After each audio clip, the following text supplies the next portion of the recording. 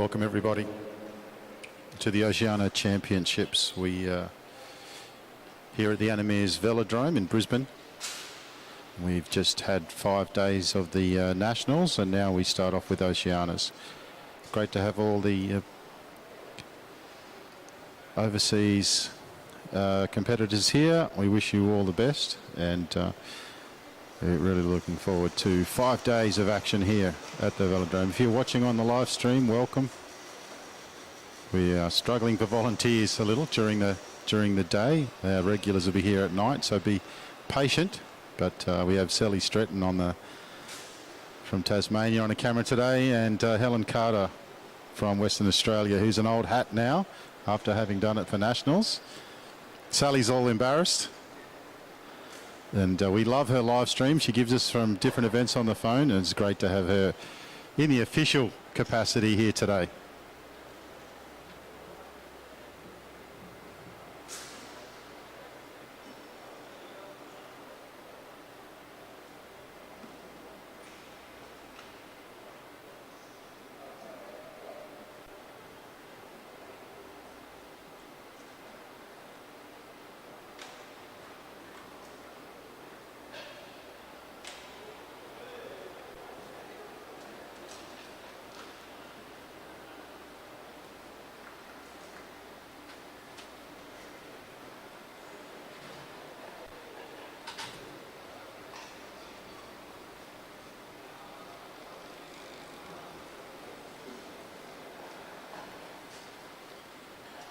Okay, on the track we have Maya Dillon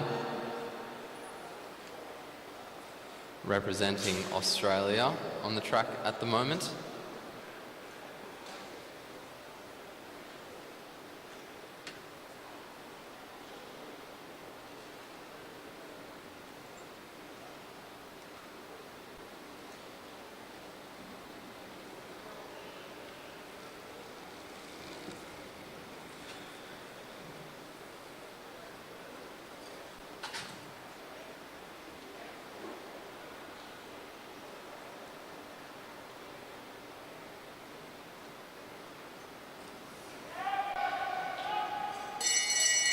The bell goes, Dillon makes her way down the front straight onto the bottom of the track now, crossing the line to start the clock. Dillon making her way down the back straight towards the split.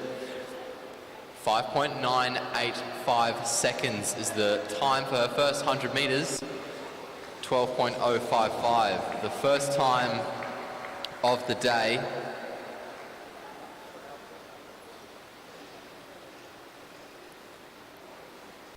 Average speed of nearly 60 k's an hour. Dillon's set a good time to beat.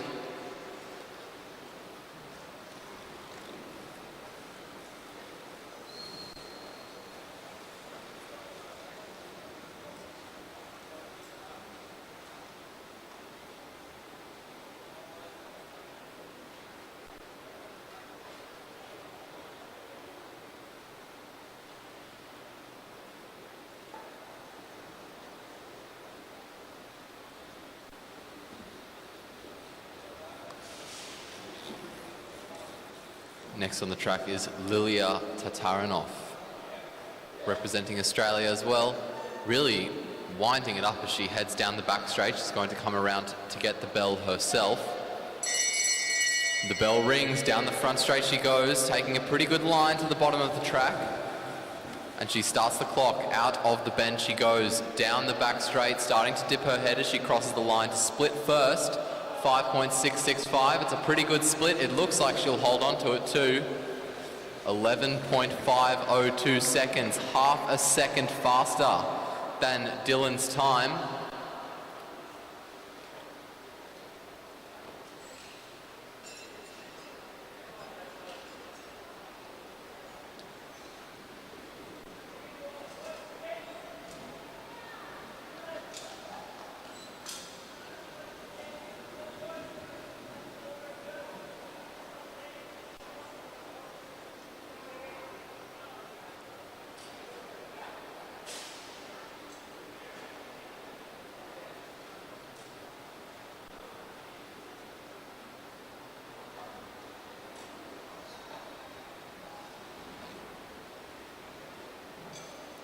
Caitlin Kelly, our first rider from New Zealand on the boards now, starting to pick up the pace as she rounds the bend for the final wind-up lap.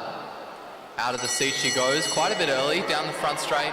The bell rings, building up speed very well. She makes her way to the bottom of the track, crosses the line to start the clock. Down the back straight she goes now, and she's going to split second, 5.856 seconds.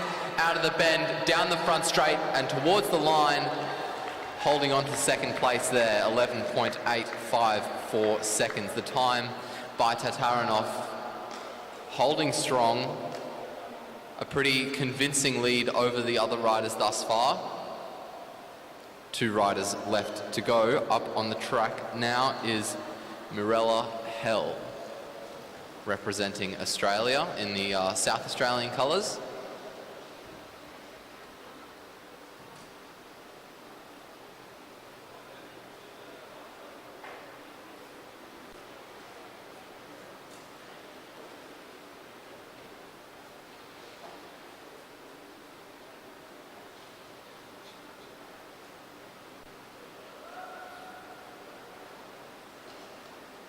Two laps to go.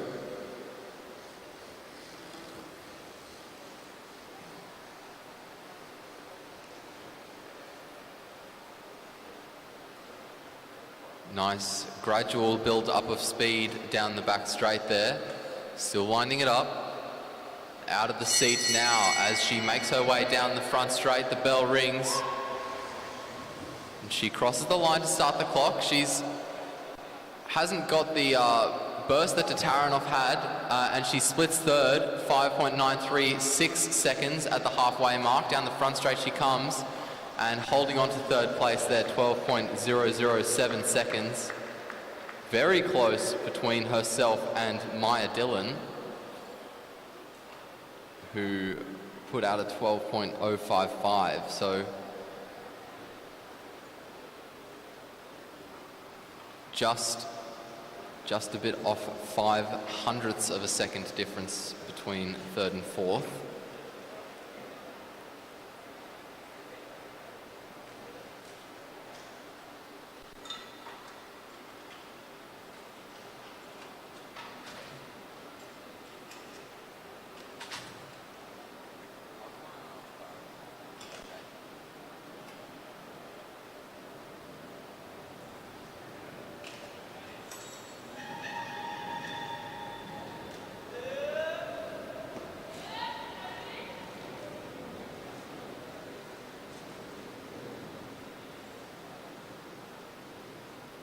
That's Jodie Blackwood on the track now from New Zealand, making her way around. Out of the seat earlier than all the other riders so far. The bell rings. Blackwood carrying a good amount of speed, a late drop to the bottom of the track. She crosses the line to start the clock. Down the back straight she goes. She's looking pretty quick, and she splits second, 5.696 seconds at the 100-metre mark. Around the bend and towards the finish line, holding on to second place there, 11.569 seconds, the time of the New Zealand rider.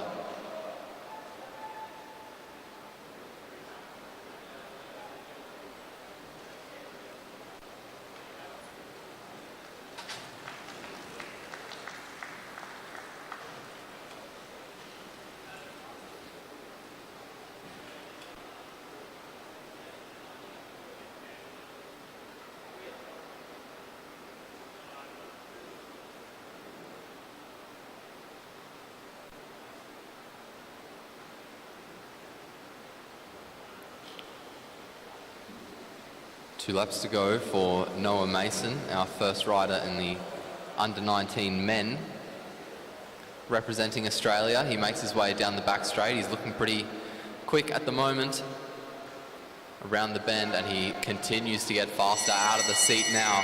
He makes his way down the front straight as the bell rings. He drops to the bottom of the track, crosses the line to start the clock. Rocketing down the back straight. He makes his way to the split, and he's going to split at 5.272 seconds around the bend towards the finish line now, spinning very nicely. Puts out a time of 10.667 seconds to beat.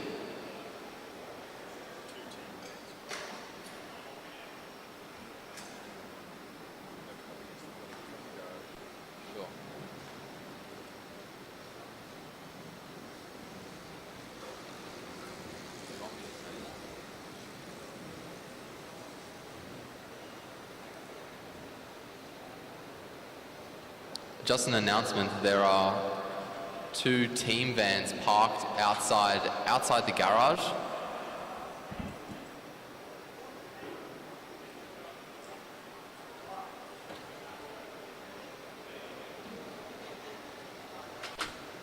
If we could maybe get some people from those teams to move them so that we can access the garage, please.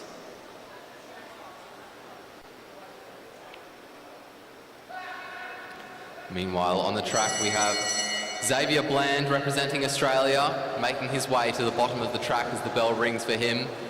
Crossing the line to start the clock. He's looking pretty fast as he heads towards the split, and he splits second. 5.344 seconds. Let's see if he can improve. Coming down the front straight, he holds on to second place by about 1/10 of a second.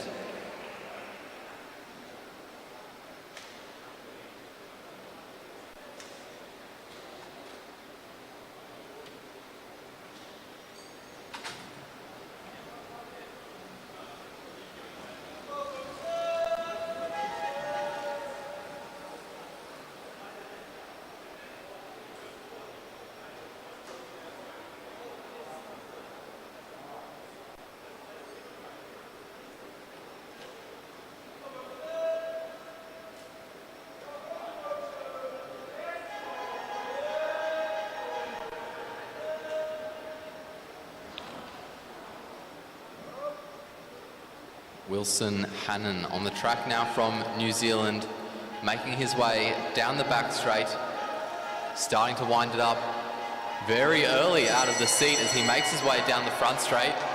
The bell rings, late to get to the bottom of the track as well. Crossing the line to start the clock, he goes to the split and splits third.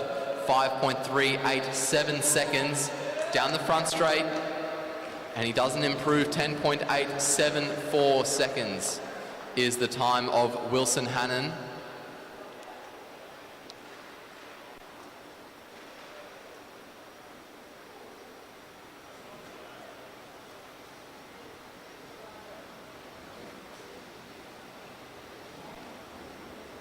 Now we have Conrad Clark from New Zealand on the boards. A lot of New Zealand riders.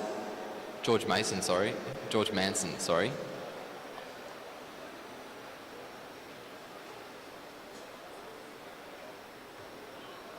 Also from New Zealand. New Zealand very dominant in this event.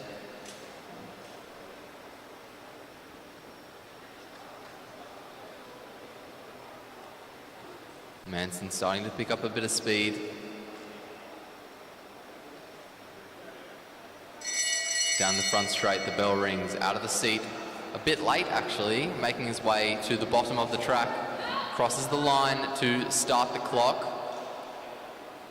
Down the back straight he goes, splits fourth, 6.377 seconds. Rounding the bend and down the front straight. He's going to cross the line, 12.905, the time by George Manson.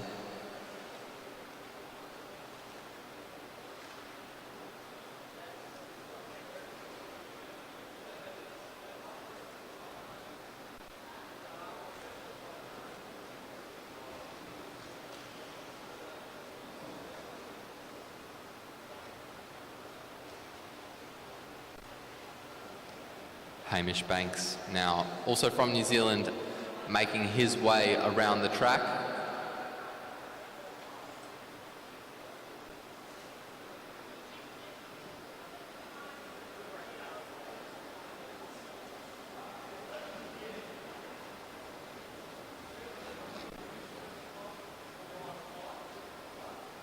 Building up speed now, out of the seat, down the back straight to try to pick it up down that little ramp.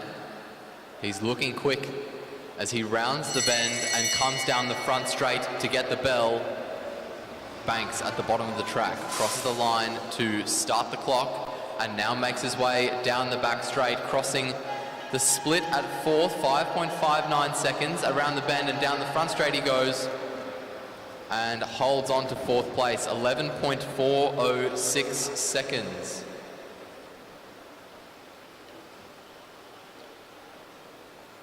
Looking at our timing sheet, the top three riders have quite a distance between themselves and fourth and fifth.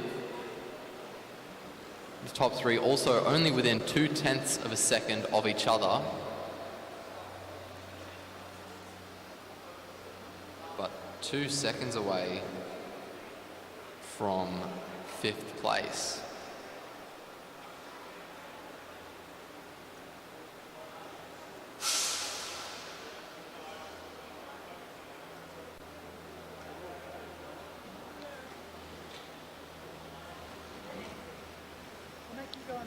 Two laps to go for Conrad Clark from New Zealand. Out of the seat a bit there, just to give himself a bit more speed. He rounds the bend now and makes his way down the front straight. The bell rings. 1 lap to go. Pretty late descent to the bottom of the track. Clark crosses the line to start the clock. He's going very quickly down the back straight now. Splits second, 5.333 around the bend. Down the front straight towards the finish line. Let's see if he can improve. He slips down into third. 10.803 seconds for Conrad Clark.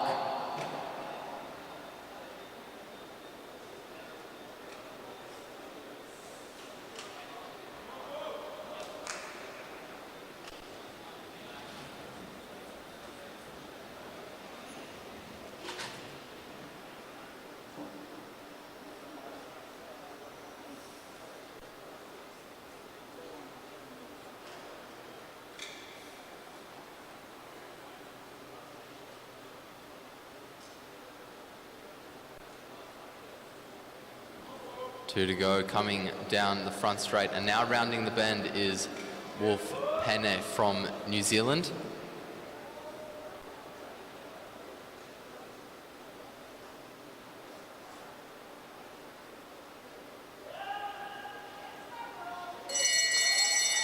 The bell rings, down the front straight he goes, and now making his way to the bottom of the track.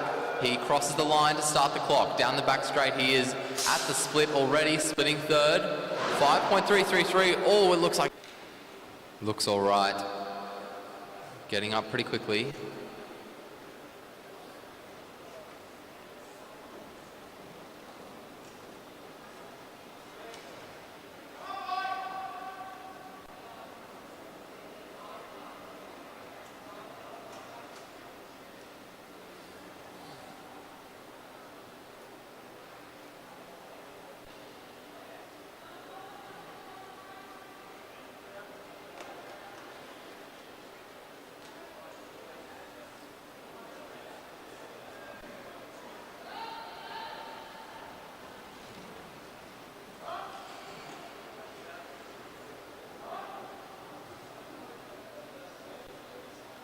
Liam Ramsey from New Zealand making his way down the back straight now, around the bend.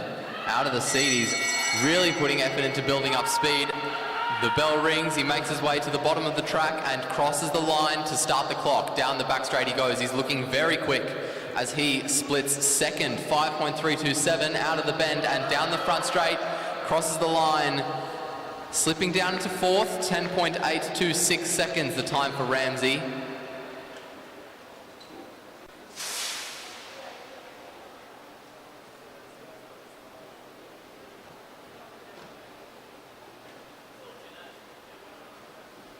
Jaden Keir now, representing Australia.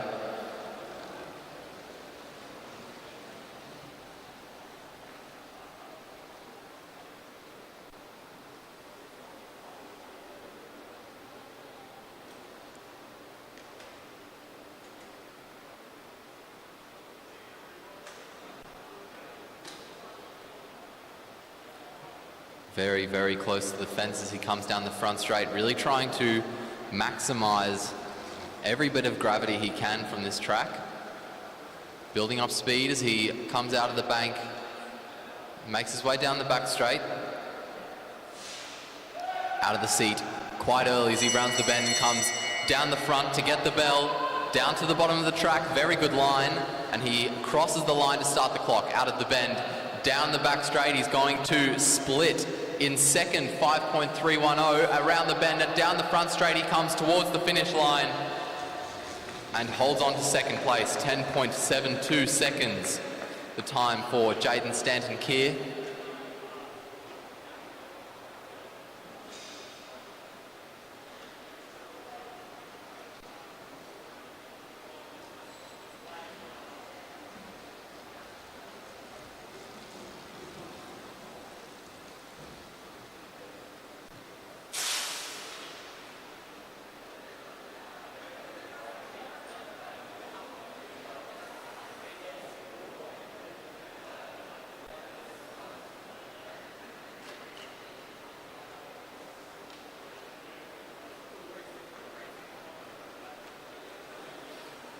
We're just going to repair the track, and then Wolf Penne is going to get another crack at his flying 200 time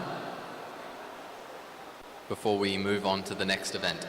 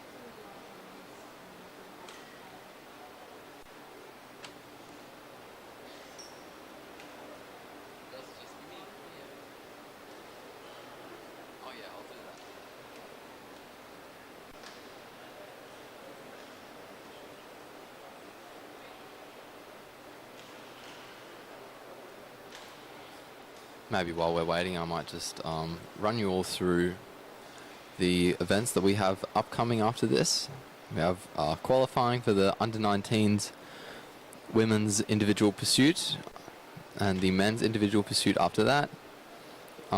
Heat 1 for the men's sprint, followed by the team pursuit for the elite men and women. Second heat of the under-19 men's quarterfinal and the under-19 men's heat 3 afterwards.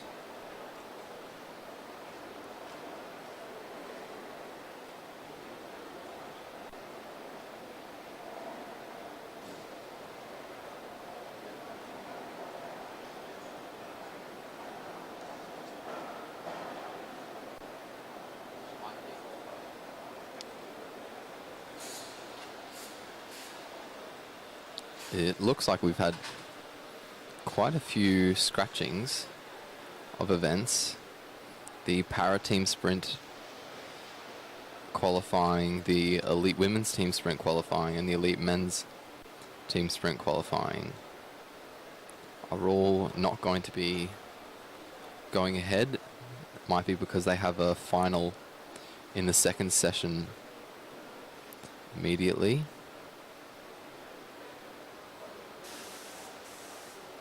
We'll see how we go. Looks like in the meantime, Neil and Louise have cleaned up the track successfully.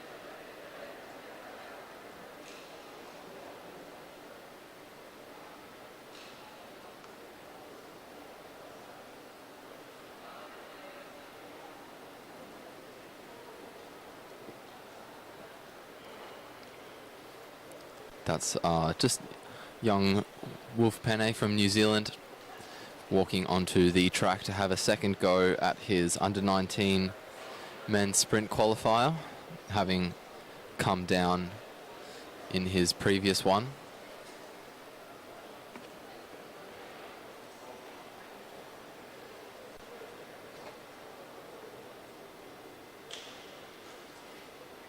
Wolf Penne of New Zealand getting onto his bike now.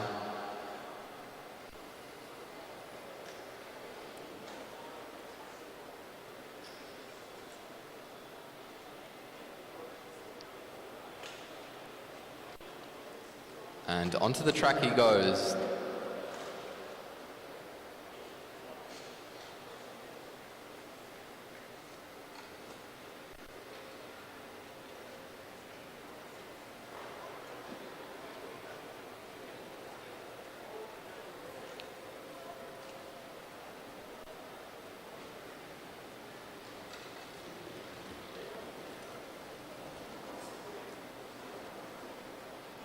Down the back straight now, moving up towards the fence. Making sure to do so on a flatter part of the track so as not to waste any energy unnecessarily. 2 laps remaining, one more wind-up lap for him to start his flying 200. Down the back straight he goes, picking up a good bit of speed, nice and close to the fence, really maximising his use of the track. And the bell rings. Penne now making his way to the bottom of the track, a bit of a late line there. Crosses the line to start the clock. Down the back straight he goes, and he is going to split 7th, 5.407 seconds around the bend, and down the front straight he comes and holds on to that place. 10.957 seconds, the time by Wolf Penne in the end. And we now move on to the under-19 women's individual pursuit qualifiers after this.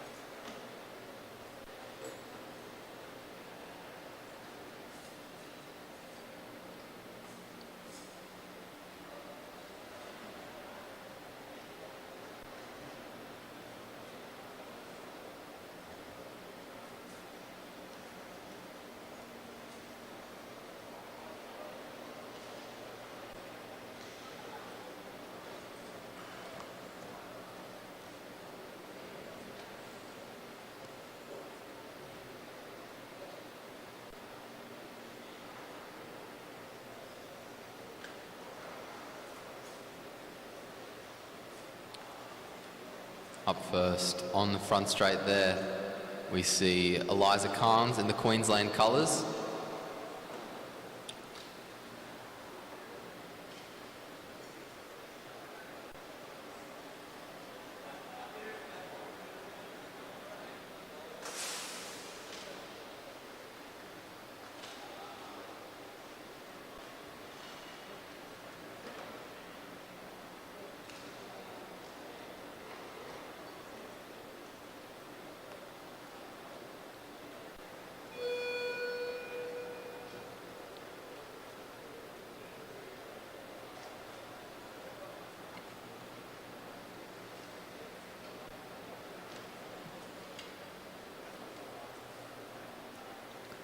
For those of you watching at home, Eliza has 10 seconds to go before she starts.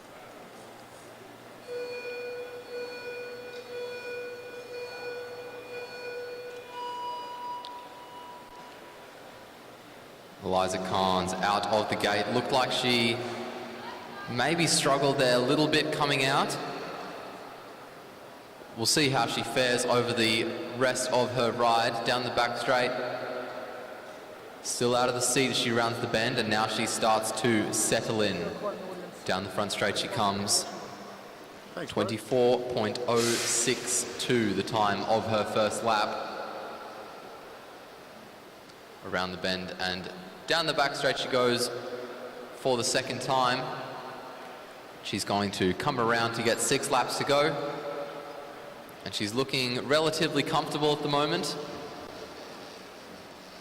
Just trying to hold on to the pace that she set for herself. She makes her way around the bend and down the front straight again. 1 minute, the time at 5 laps remaining.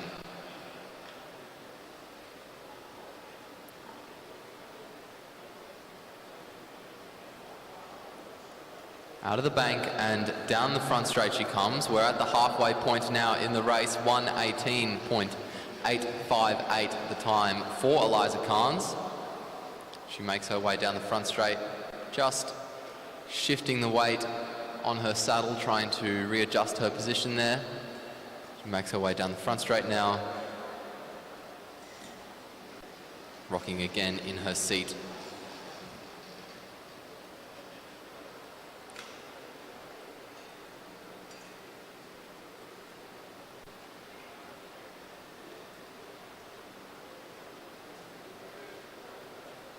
Down the front straight we come. Just 2 laps remaining for Eliza Carnes. Half a kilometre left in her race. It looks like she's starting to fatigue as she makes her way down the back straight. That cadence has dropped just a bit as we make our way down the front straight to collect the bell. 1 lap remaining for Eliza Carnes. She starts to head down the back straight, just half a lap remaining in her race. It really looks like she's starting to fight against the fatigue as she rounds the bend and comes down the front straight to set a time of 2 minutes and 38.086 seconds to beat.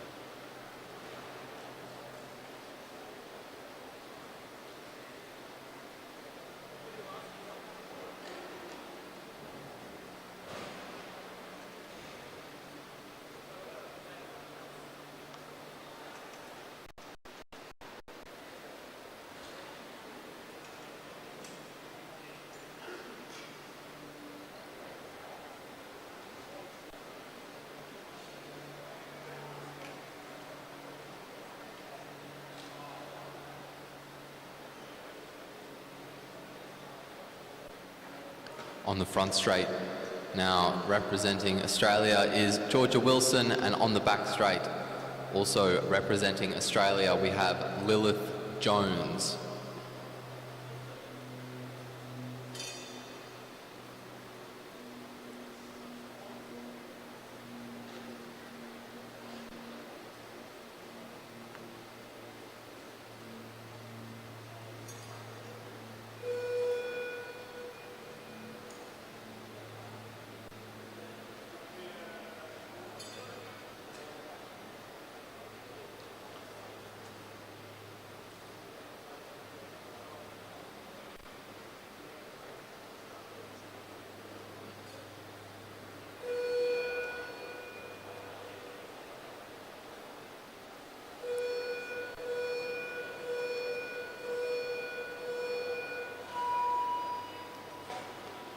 Pretty good starts on both sides by the looks of it, I think.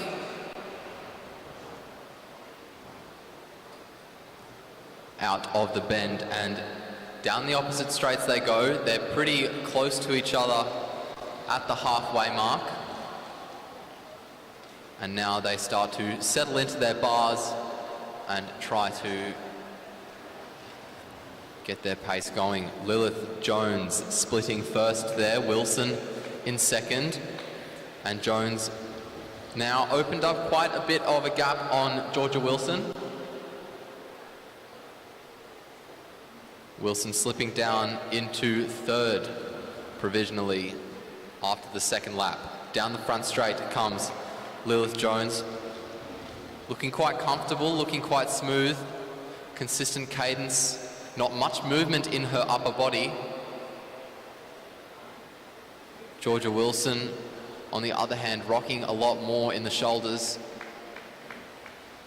shifting her weight a lot more in her seat as well. Down the back straight comes Lilith Jones. 4 laps remaining for Lilith. She's halfway through, halfway for Georgia Wilson now as well, still in third. Out of the bend and down the back straight goes Wilson. Lilith Jones now going down as well.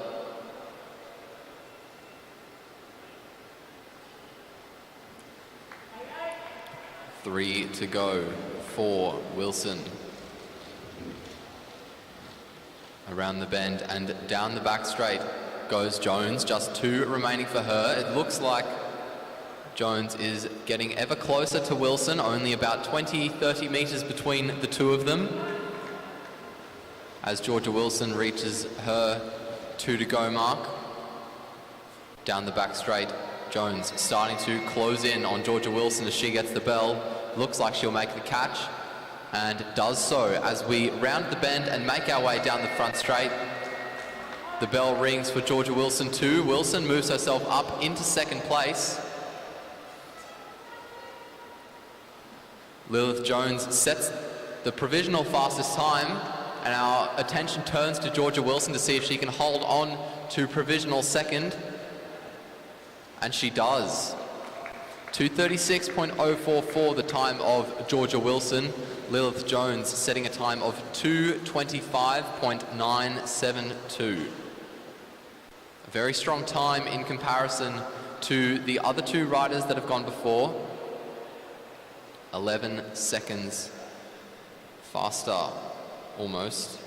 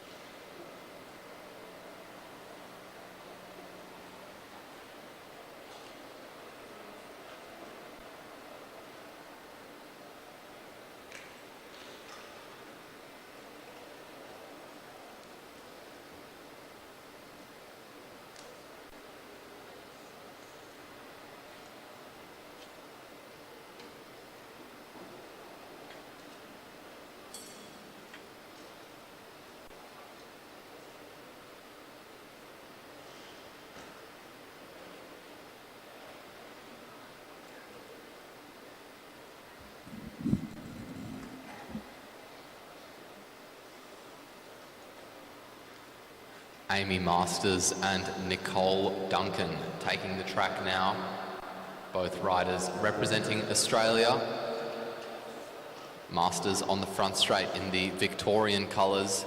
Duncan on the back for New South Wales. Looks like she's in an N-Swiss kit there.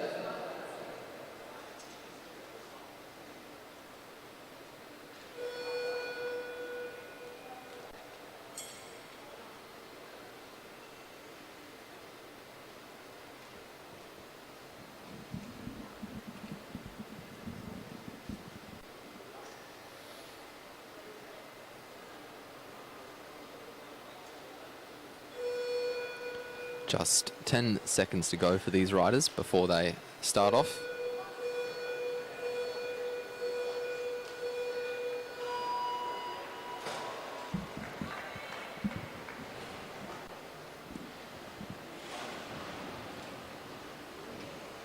Big grimace of exertion by Amy Masters as she starts for Victoria on the front straight. Both riders pretty close together at the halfway mark of the first lap, but it is Amy Masters that comes out ahead, splitting first after the first lap by a good margin as well. Let's see if she can hold on to it. Looks like that gap has opened up ever so slightly after the next half lap, and around they come. Masters splitting first. Nicole Duncan still holding on to second place in her split as the riders make their way down the opposite straights. It looks like Duncan has brought it back a bit and closed that gap down. We look to the splits again. Just under half a second, the gap between the two riders. Masters still leading, Duncan still in provisional second. But it looks like Duncan has now started to settle into a pace. Didn't get registered that lap. I have been advised by our timing commissaire that there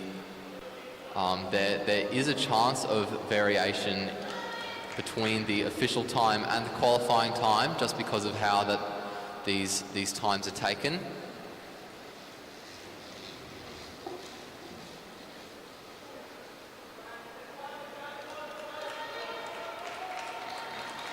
Nicole Duncan really having made up the ground and put herself in front of Amy Masters with quite a gap. Masters slipping down into third there. Looks like she might have gone out a bit too hard. You can see her really start to rock the bike as she gets the bell. Nicole Duncan looking a lot more smooth as she rounds the bend and gets half a lap to go. Amy Masters now getting half a lap to go for herself. Nicole Duncan makes her way towards the finish line, being urged on by her coach, and sets a new fastest time of 2 minutes and 25 seconds to beat Amy Masters. Provisional third with a 2:28.920.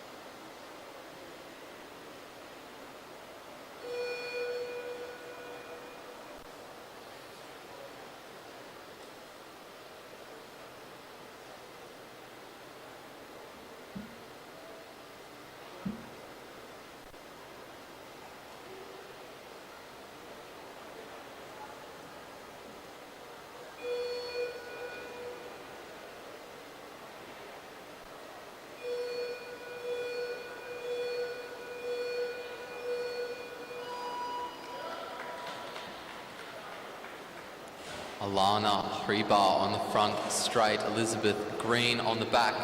Both riders representing Australia. Getting underway there. Pretty close at the halfway mark. I've got a bit of a parallax effect from my window, but it looked like Green came out just ahead, and at the full lap, that's what the timing suggests as well. Green splitting 5th, Hribar splitting 7th. As both riders start to settle into their pace, it looks like Hribar's really fought back and moved herself up into 4th. Green, sorry.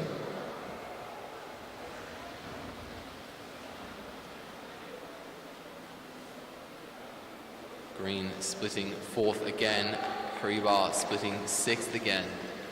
Just about a 2-second gap in between these riders thus far.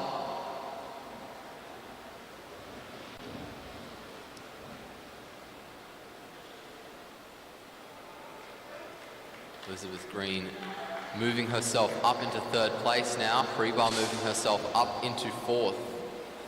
Both riders still looking pretty comfortable. Green there just dipping her head a bit as she makes her way down the front straight, showing her signs of fatigue there. Down the front straight now comes Hribar. Slipping down into 5th, Green slipping down into 4th. And the cadence of Green starting to drop as well. You can see she's really starting to fatigue as we get to this point of the race. 2 laps remaining for both riders, and Alana Hribar has moved herself up into 4th ahead of Green, who's slipped into 5th, and that gap is continuing to open as the riders make their way around the track down their respective straights to collect the bell. Alarm Prebar still in 4th, Elizabeth Green still in 5th. You can really see as Green comes down the front straight how much she's starting to hurt. Alana Hribar making her way around the bend and coming down the front straight to finish with a time of 2 minutes and 31.088 seconds. Elizabeth Green, 2:32.875. Good effort by both riders.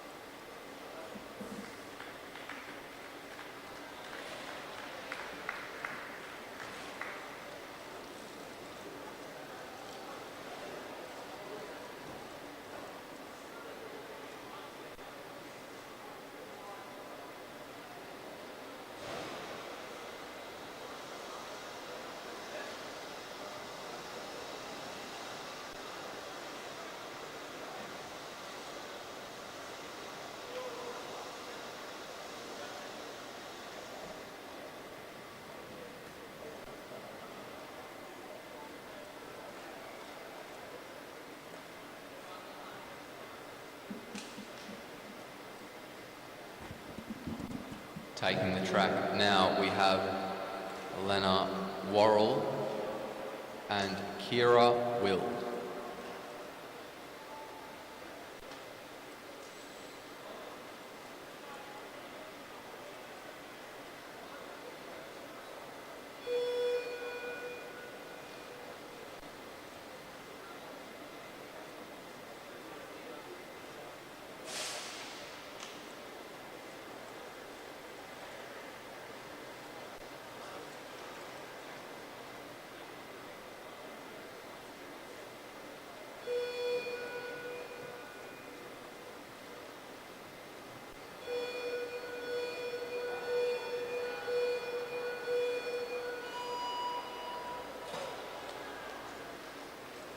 Relatively well-timed starts for both riders coming out of the gate.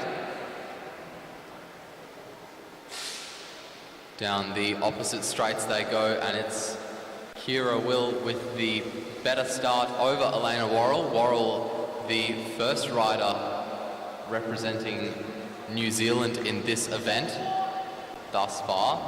Kira Will splitting second, Worrell splitting ninth, and it looks like Will has settled into a pretty ambitious pace. Let's see how she holds on to it as she makes her way down the back straight, being urged faster by her scheduler. Still in second, Worrell still in ninth as she makes her way down the front straight.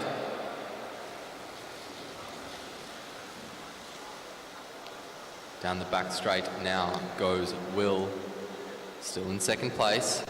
Both riders looking relatively comfortable.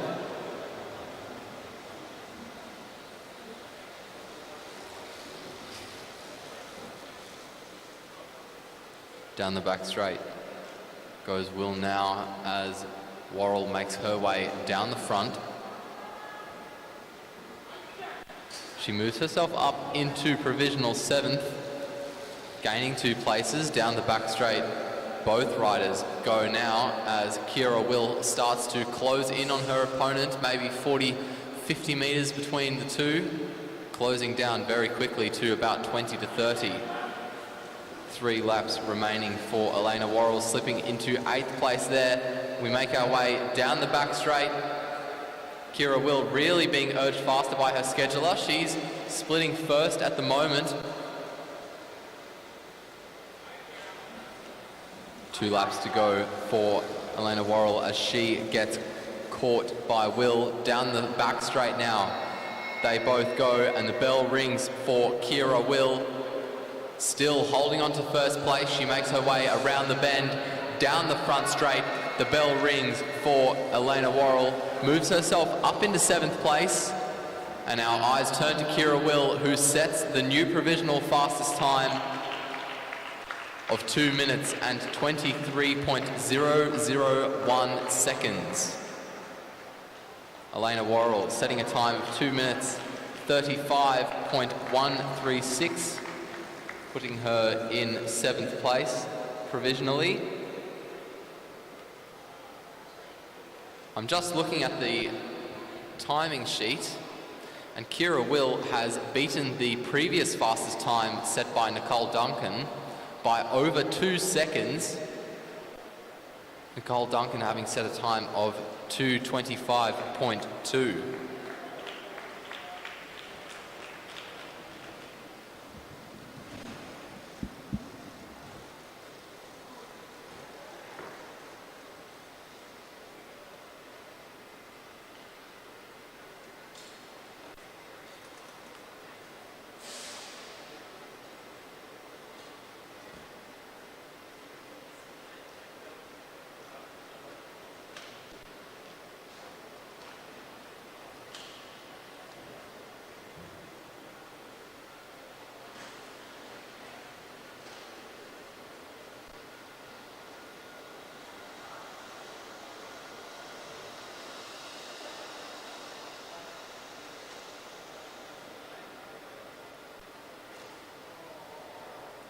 Megan Baker and Sally Carter on the track now. Baker on the front straight representing New Zealand, Carter on the back from Australia in the colours of Western Australia.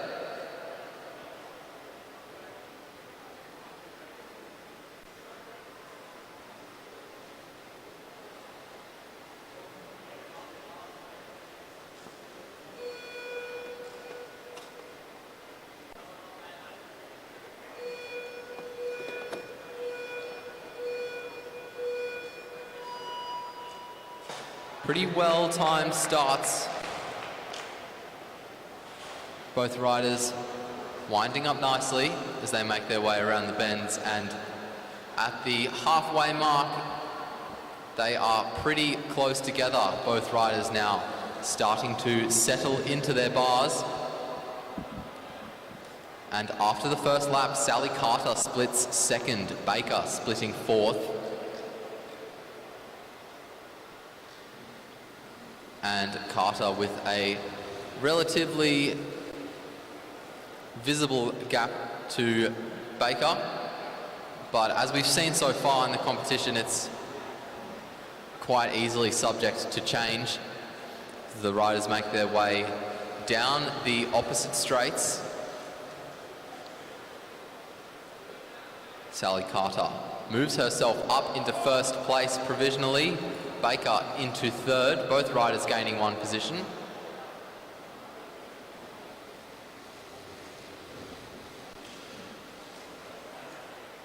And we come down our respective straights to get 4 laps to go. We're at the halfway point.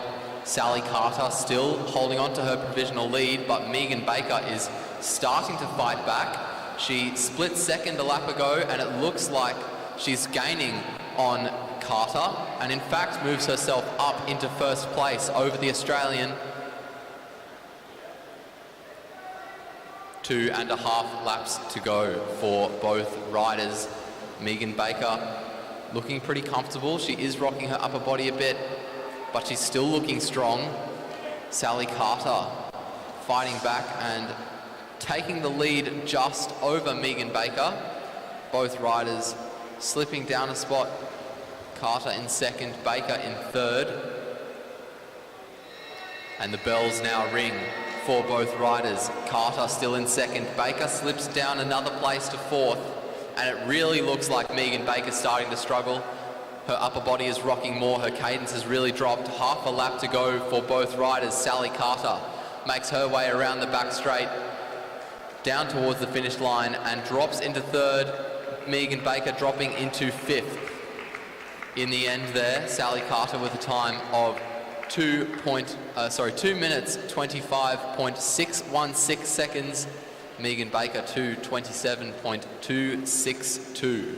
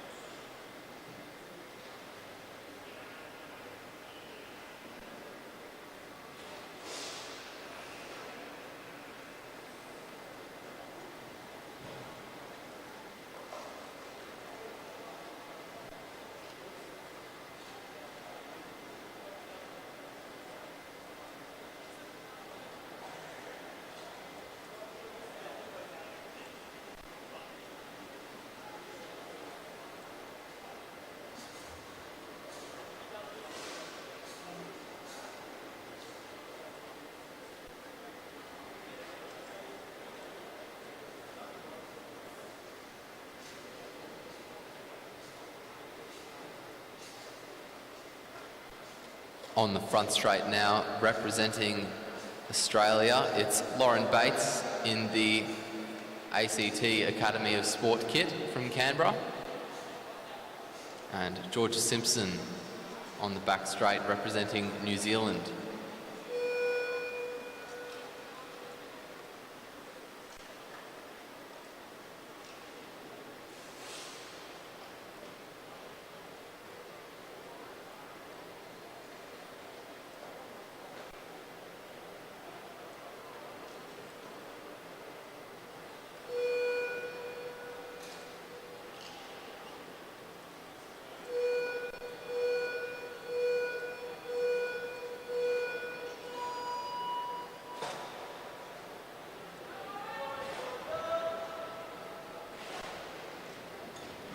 Pretty even starts on both sides after the first half lap. I think it's Georgia Simpson with a bit of a lead over Lauren Bates. And after the first lap, that certainly seems to be the case. Georgia Simpson splitting second, Bates splitting third after the first lap. Bates now bringing it back a good amount. Georgia Simpson after the next lap in second, Lauren Bates moved herself up into first. Let's see if they can hold this pace. Both riders looking pretty quick. Georgia Simpson with a nice cadence, looking pretty comfortably settled into her bars. And she stays in second. Bates has slipped into third. But they're still very close together. Lauren Bates is still trying to fight. Down their respective straights they go. Lauren Bates slips into fourth. Georgia Simpson slips into third.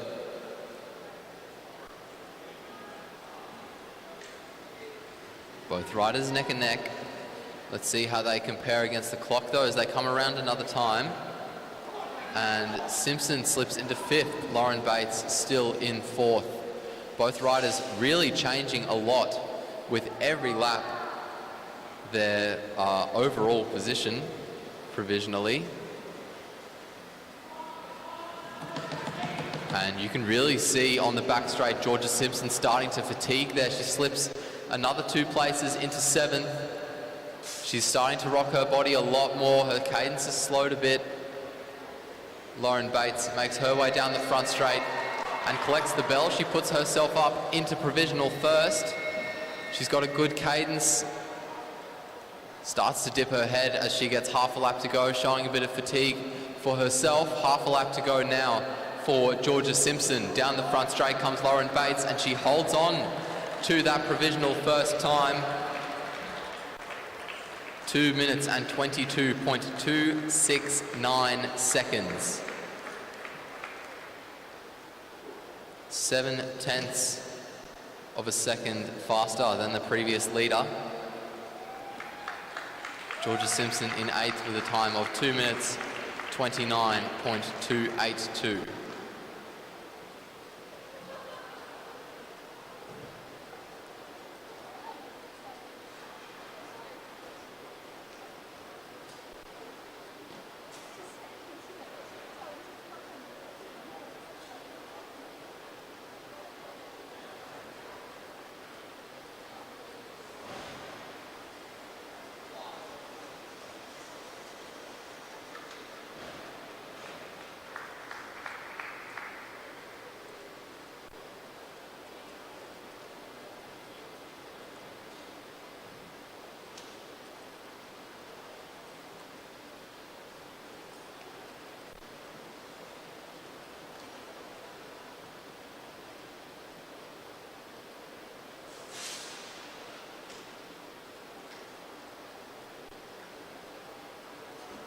On the front straight there in the green and gold, it's Felicity Wilson-Haffenden representing Australia, and on the back straight it's Molly Hayes.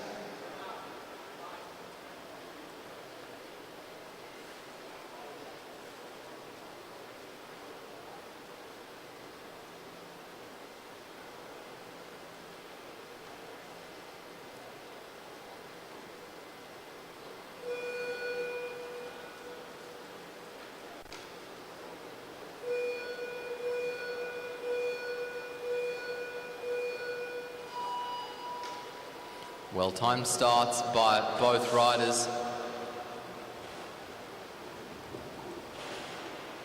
The first quarter lap, they're pretty similar.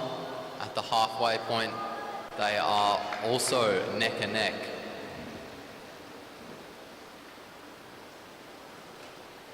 After the first lap, Wilson Haffenden splits third, Hayes seventh. You can see both riders still winding it up as they make their way down the opposite straights. And after the next lap, Wilson Haffenden moves herself up into first place. Molly Hayes slips into 11th.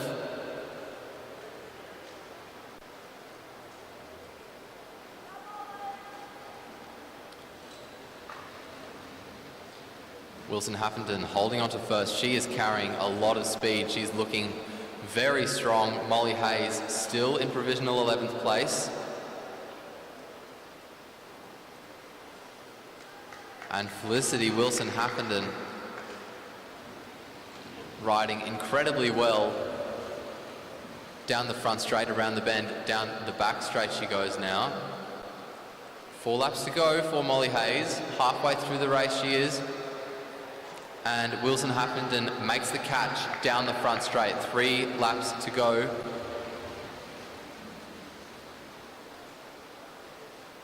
Wilson Haffenden still looking strong. She makes her way around the bend and down the front straight to get just 2 laps to go.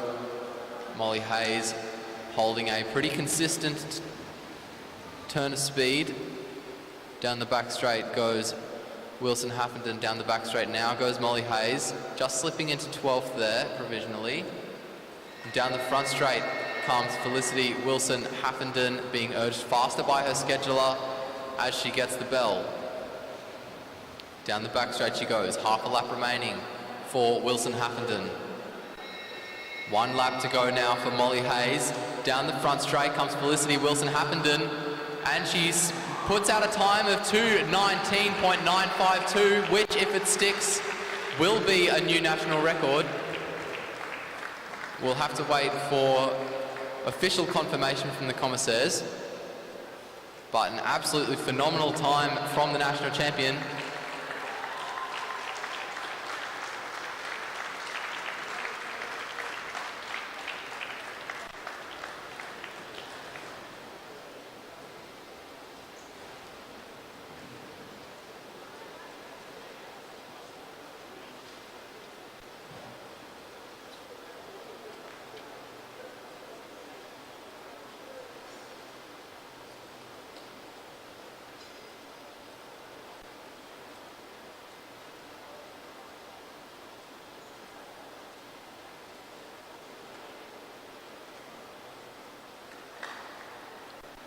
And there we have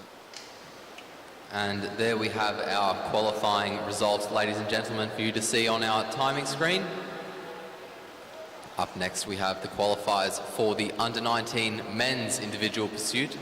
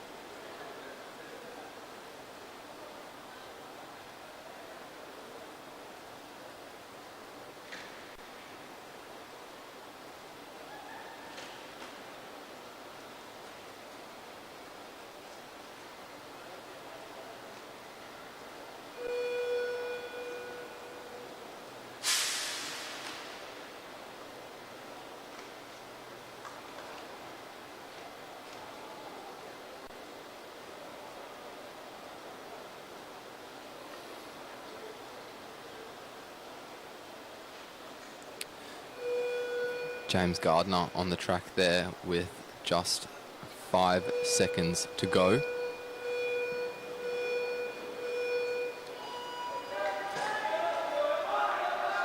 Gardner kicking us off, representing New Zealand in the under-19 men's IP qualifiers. Winding it up, still down the back straight, he's out of the seat. Now he starts to sit down, tuck in and settle in. 22.143 seconds, 3 kilometres is this race. It was just 2 for the girls.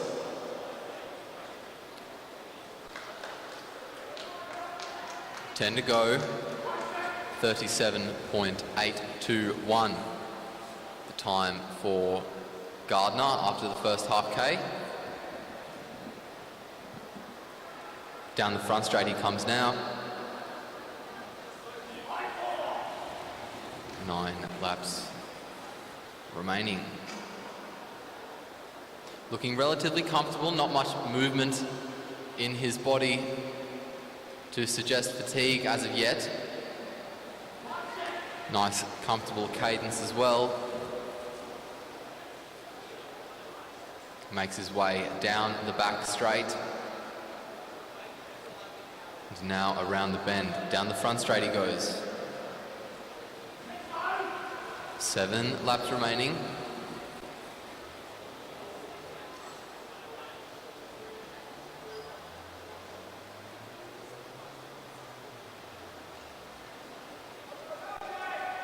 You can see his head starting to rock a bit more as he reaches the halfway mark. 1:41.105, the time with 6 laps to go. And now he comes down the front straight. You can see his head swivel more in comparison to the last lap.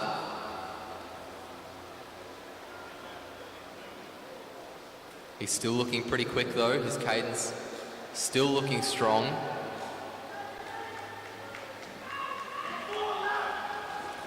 To 13.835. Was his time as he got 4 laps to go. 3 to go now for Gardner, 2:30.425 his time there.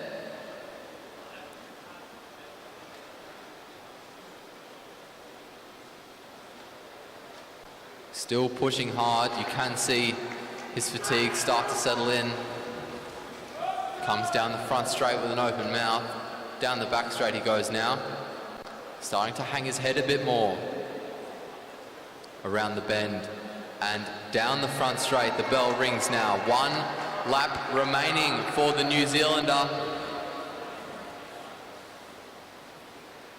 Half a lap to go now for James Gardner. Out of the bend and down the front straight. He's going to set a time of 3 minutes and 21.024 seconds to beat.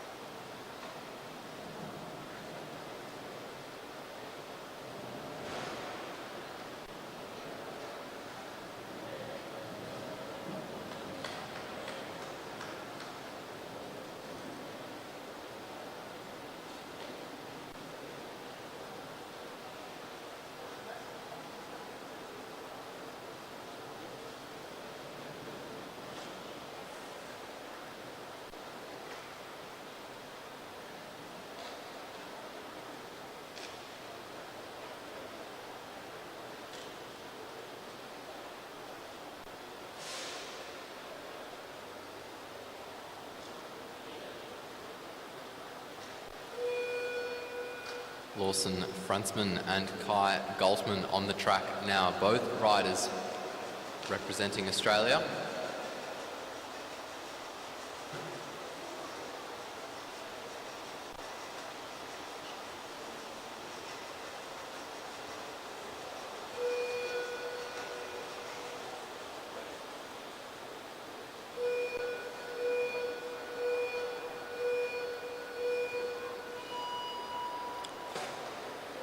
Pretty well-timed start there.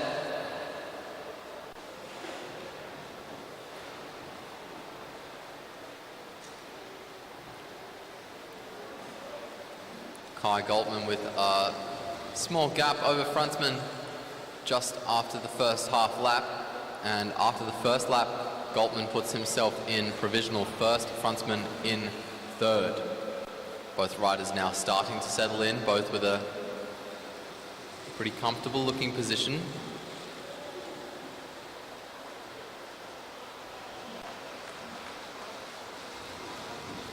Goltman slipping into second, frontsman in third. You can see how bent over frontsman is in comparison to Goltman.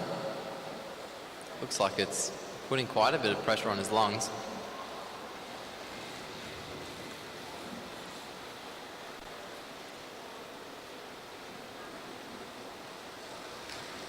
Around they come to get 8 laps to go, their first kilometre. Pretty close to each other, within half a second. Goltman still in second, frontsman still in third. James Gardner can be proud of his time at the moment.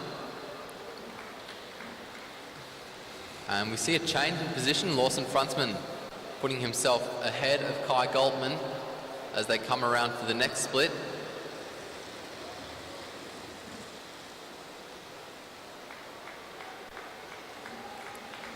And that gap opens up just a bit more this time with 6 laps to go. We're halfway through. Looks like Goltman is starting to fatigue a bit more.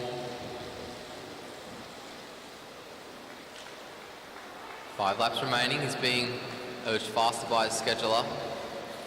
Lawson frontsman, on the other hand, is still looking pretty comfortable. Both riders looking very quick as they make their way down their respective straights. Positions staying the same. Frontsman now with about a second gap to Goltman. And down the front straight comes frontsman, still holding on to second. Goltman still in third.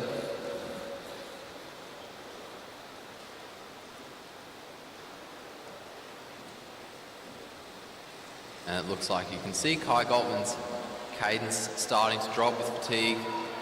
Frontsman holding on to the pace he set for himself a bit better. As they're going down the opposite straights, they've got a lap and a half left to go. And down the front straight comes Lawson frontsman to collect the bell. The bell rings for Kai Goltman now as well. Half a lap to go for Lawson frontsman.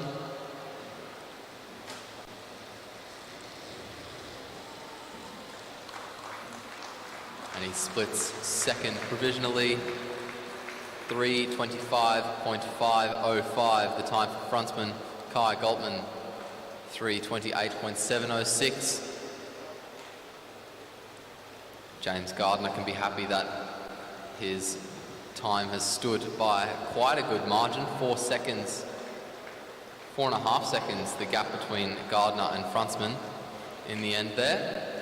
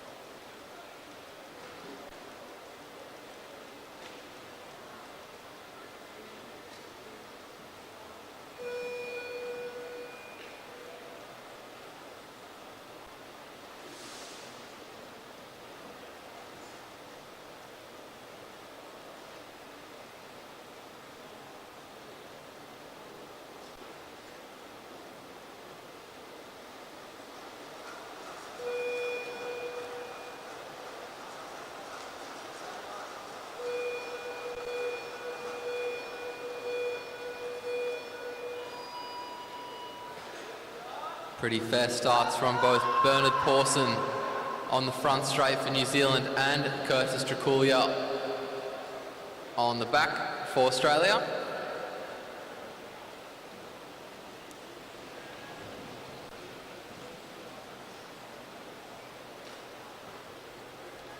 After the first lap, Traculia in 4th, Pawson in 5th.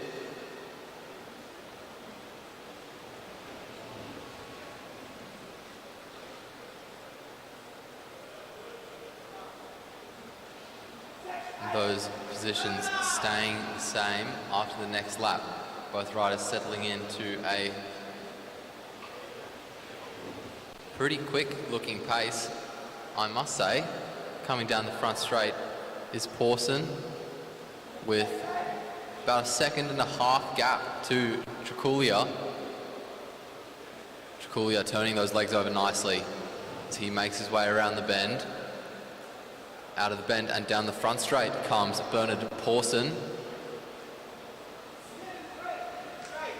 2 seconds the gap now between the two riders. Curtis Traculia looking comfortable and looking strong as he makes his way around the bend. Down the back straight goes Traculia, still in 4th, despite the quick nature of his pace, or at least what looks like quick pace. Being urged faster pretty much every lap by his scheduler. Bernard Pawson still in 5th, 1:48.883 the time he put out at the halfway mark there, with 6 laps to go for both riders, 5 to go now for Curtis Traculia as he makes his way down the back straight, and he pushes himself up into 3rd, provisionally 2:01 his time there. Bernard Pawson still in 5th.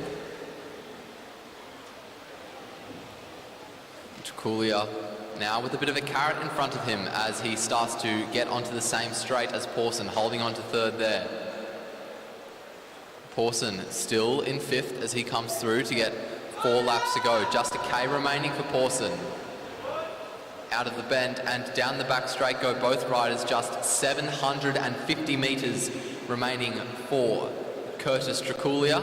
Still in 3rd place is Traculia. And now he's got Pawson well and truly within his sights. He's going to look to make the catch. He's only got 2 laps to do it, but he's just ahead. He's being urged onwards by his scheduler, trying to encourage him to catch Pawson. As Pawson comes through, moves himself up into 4th place. Traculia, down the back straight he goes and gets the bell, still in provisional 3rd. Around the bend, down the front straight go both riders. The bell rings for Bernard Pawson, slips back down into 5th. Traculia trying to come over the top, but a surge from Pawson means he didn't get to, and he'll hold on to his 3rd place. We'll see what the commissaires have to say about his position behind Pawson. I understand he couldn't get around. He was very close to him though. 3:26.595 the time in the end for the Australian. 3:35.209 for the New Zealander.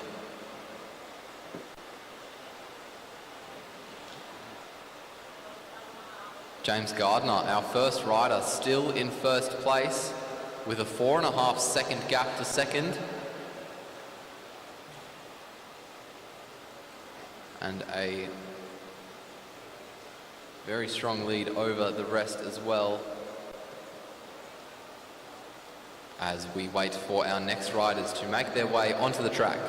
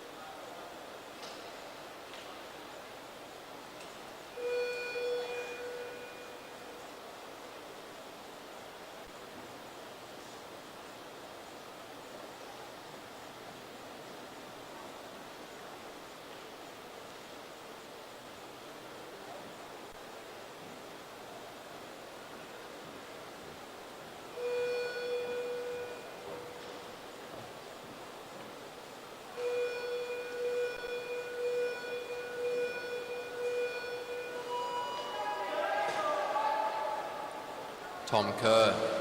On the front straight for New Zealand, Lockie Oliver on the back for Australia in the colours of Tasmania. And it's Oliver with a better start over Kerr, and quite a gap as both riders start to settle into their bars. Oliver splitting first, Kerr splitting seventh. First rider to challenge James Gardner's time. Let's see if Oliver can hold onto the pace that he's set for himself.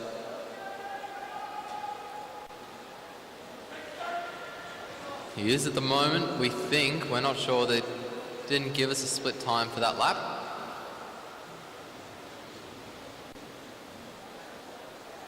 Around they come.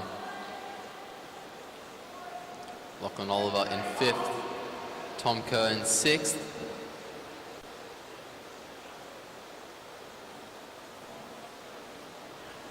Oliver starting to dip his head a bit as he makes his way around the bend and down the back straight to get 8 laps to go. Tom Kerr sixth, Lachlan Oliver fifth.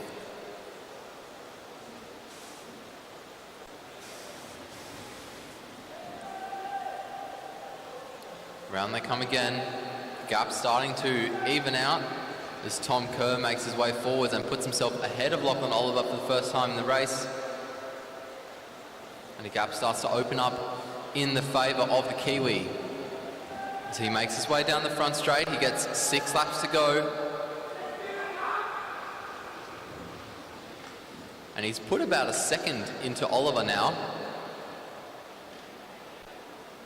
Lachlan Oliver starting to hang his head more and rock his body more, showing quite a significant sign of fatigue so early on in the race. Only 5 laps remaining for both riders. Round they come, Tom Kerr looking pretty strong. As he makes his way down the front straight, he gets 4 laps to go, just 1K remaining.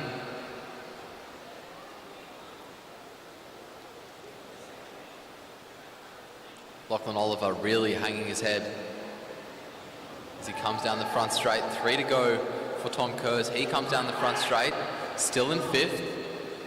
Oliver still in 6th. Out of the bend and down the front straight comes Oliver. Out of the bend and down the front straight comes Kerr now to get 2 laps to go. Really being urged on by his scheduler there. Puts himself up into 4th. Lachlan Oliver puts himself up into 5th. As both riders round the bend. Down the front straight, the bell rings for Tom Kerr. Still in 4th. Lachlan Oliver down the back straight. Slips back into 6th. Half a lap to go now for Tom Kerr. Let's see if he can hold on to his position or even improve. Around the bend, down the front straight he comes towards the finish line, and he sets a time of 3 minutes and 28.13 seconds. Provisionally the 4th fastest time. Lachlan Oliver 3:34.455 in provisional 6th.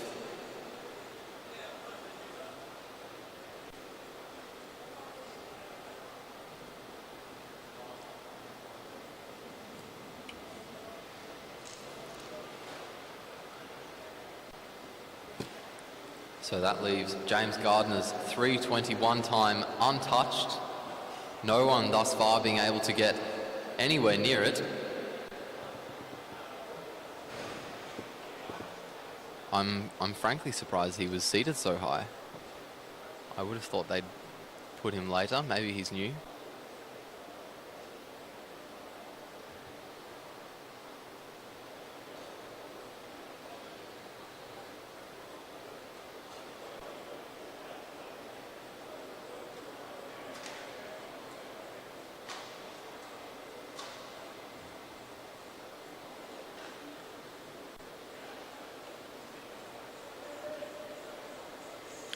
Yeah, Frank, definitely looks like it. Haven't seen anyone come remotely close thus far. We do have some pretty strong riders coming in towards the end though. But at the very least, it'll certainly be competitive.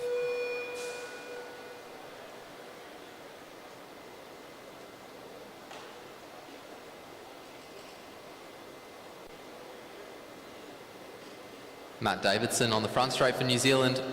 Oscar Gallagher on the back for Australia.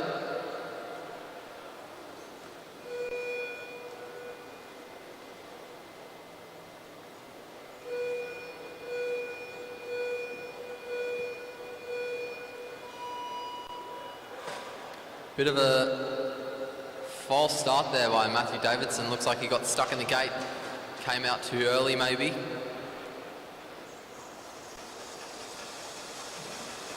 He has managed to claw back a bit. The gap not that big between himself and Oscar Gallagher. Both riders now starting to settle into their pace. Gallagher in 4th, Davidson in 5th after the first lap. And they start to settle in, that gap closes up even more.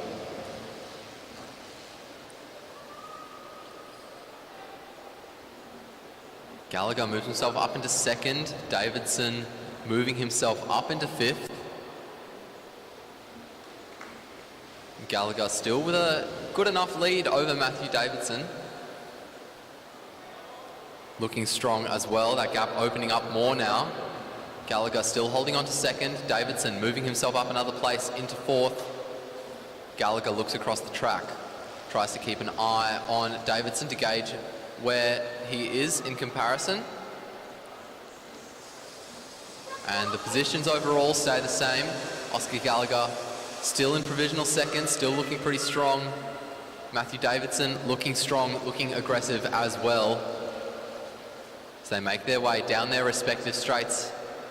Oscar Gallagher holds on to 2nd, Davidson holds on to 4th. Just 0.2 of a second between the two riders, and it looks like Matthew Davidson might have crossed the halfway mark in that lap just before Oscar Gallagher did. Gallagher looking like he's starting to fatigue, his cadence has dropped, and a gap has really opened up between the two of them, over half a second in just a lap. Matthew Davidson pushes himself up into 3rd, and the gap continues to open. Oscar Gallagher really starting to fatigue. That's changed very, very quickly for him. 5 laps to go still as well. Matthew Davidson holding on to 3rd. Oscar Gallagher has now slipped into 6th. His cadence continuing to slow. He's really starting to struggle here as he makes his way around the bend. Down the front straight comes Matthew Davidson, still holding on to 3rd. Oscar Gallagher still holding on to 6th. But that gap between the two riders really has blown up in a very short period of time. Matthew Davidson has done a very good job so far, just holding on to the pace that's been set for him by his scheduler. Still in 3rd, Gallagher slips into 7th. Around the bend goes Gallagher, and he makes his way down the front straight. As he exits it, Davidson enters it. 2 laps to go for Matthew Davidson. Still in provisional 3rd place, Oscar Gallagher moves himself up from provisional 7th into provisional 6th as he gets 2 to go. Down the front straight he comes. He's got only 1.5 laps remaining. Let's see what he can do with it, ladies and gentlemen. The bell rings for Matthew Davidson. He slips into 4th. Let's see if Davidson can improve as well. Out of the bend, down the back straight. Just half a lap remaining for the New Zealander. Half a lap remaining now for Oscar Gallagher as well, as Davidson makes his way down the front straight, really rocking his body as he crosses the line and puts himself back up into 3rd to get himself a little bit more security as the upcoming riders try to challenge this time.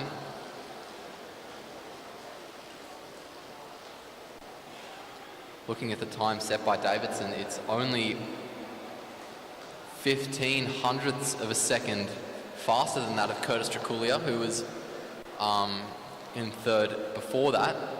Oscar Gallagher in 7th there with a 3:30.203 as well.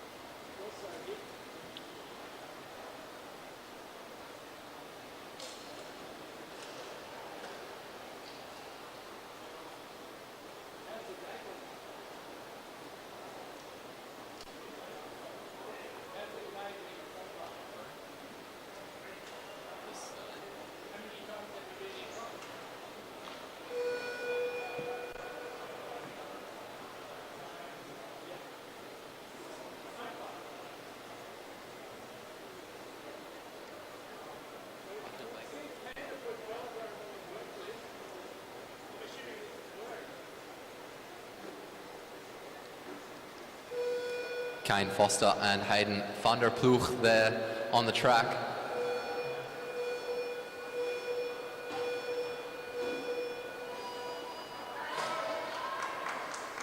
Coming pretty strong out of the gate. Kane Foster, you can hear him huffing and puffing from the commentator's box as he makes his way around the bend, really putting a lot of power out to wind up.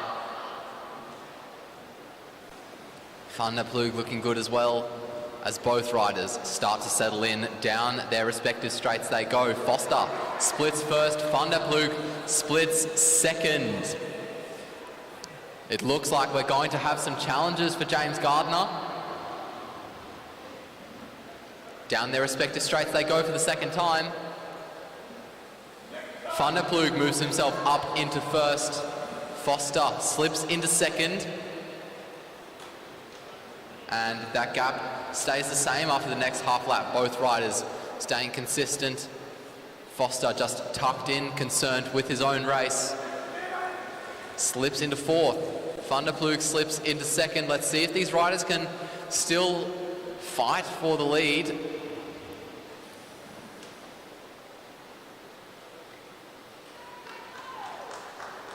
Still second for Van der Ploeg. Fifth for Foster. Looks like these two riders might have made a bit of a mistake with how hard they started. It could also be that Gardner started relatively steadily.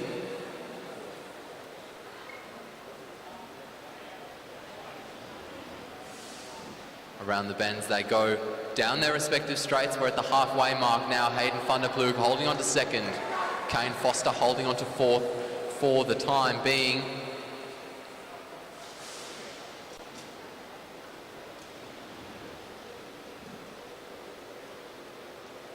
And you can see Kane Foster starting to dip his head a bit more, slips into fifth. He's starting to show a bit of fatigue as he makes his way down the back straight. Hayden van der Ploeg looking good meanwhile, makes his way down the back straight. Still looking pretty consistent. He is rocking his shoulders a bit. We'll see how that changes as the race continues. They have just 3.5 laps to go now. Around the bend and down the front straight comes Kane Foster. Hayden van der Ploeg holding on to second. Foster holding on to fourth. Around the bend go both riders. Van der Ploeg still with a good gap, being urged faster by his scheduler. About 1.5 seconds the gap between the two riders, maybe a bit more, as Van der Ploeg makes his way down the front straight. Foster now is going to make his way down the back straight. That gap really has opened up as the bell rings. Foster still holding on to fourth though, but it looks like he's really starting to have to fight. Hayden van der Ploeg rocking his body a little bit more, but he's still looking pretty similar to the way he looked a few laps ago. And he's going to set a second fastest provisional time, 3:24, still 3 seconds slower than James Gardner's time. Gardner with an absolutely phenomenal starting time. Kane Foster slipped into sixth there over his last lap, 3:26.843, slotting him between Curtis Traculia and Tom Kerr.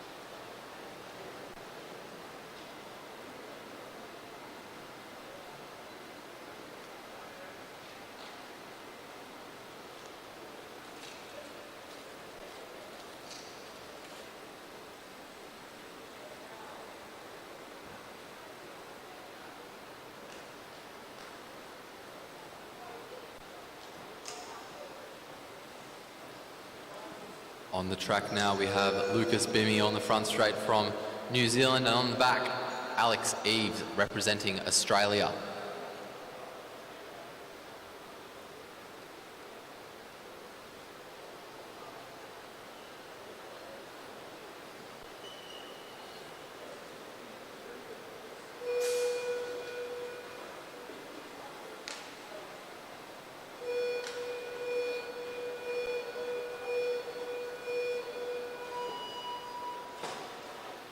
Well-timed starts there. Both riders out of the seat.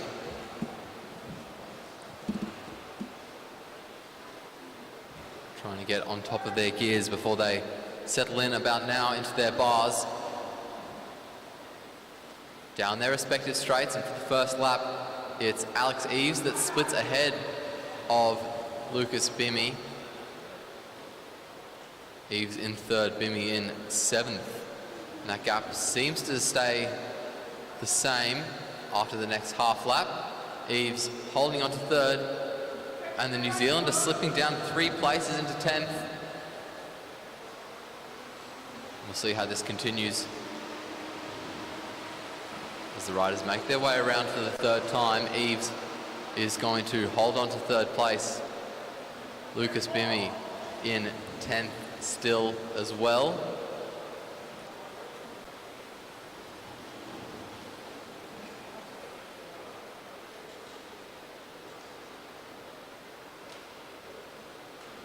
Eight laps to go after the first kilometre. Alex Eves moves himself up into provisional second. Bimmy still in provisional 10th. Let's see how Eves can commit to this pace that he's set for himself.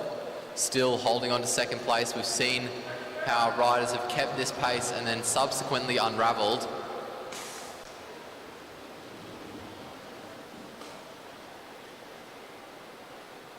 Eves down the back straight, holding on to position number 2.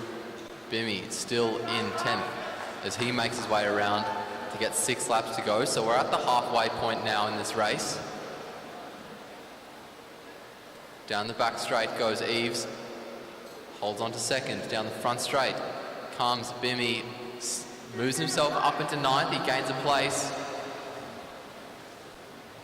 as we start to get to the pointier end of the race. Down the back straight comes Eves, being urged faster by his scheduler to get 4 laps to go. So we've only got 1 kilometre remaining for both riders. Lucas Bimmy moves himself up another position into 8th place.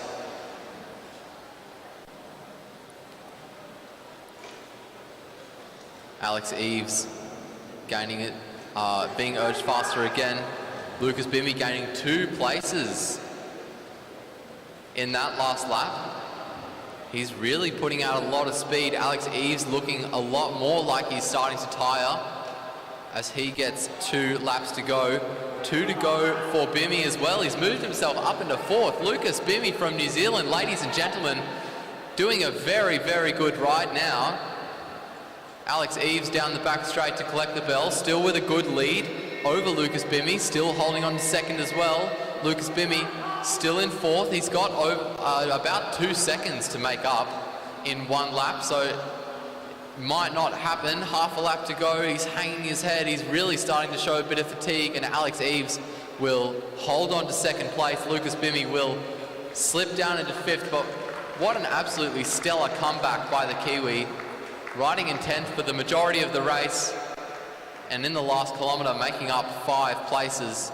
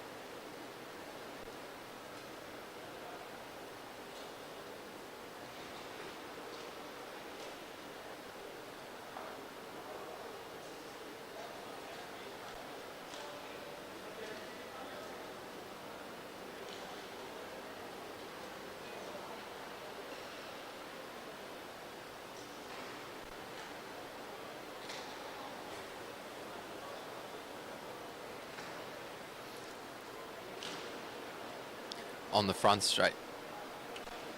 On the front straight now, representing Queensland, representing Australia from the Gold Coast, it's Noah Blannon, ladies and gentlemen.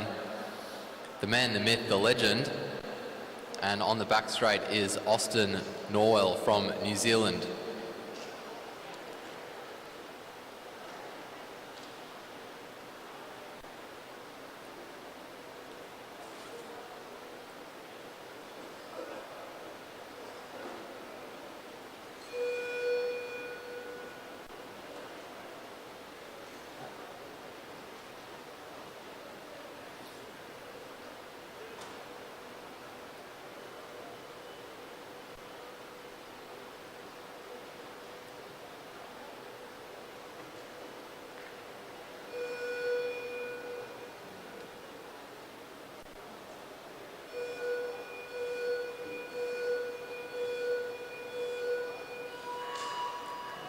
Looked like Blannon just maybe got caught on the gate there, ever so slightly. He has got away well though. Austin Norwell has got away very well too. And Norwell starts to settle into his bars as he makes his way around the bend and now down the back straight. We look to the timing board. Noah Blannon splits second, Austin Norwell splits third.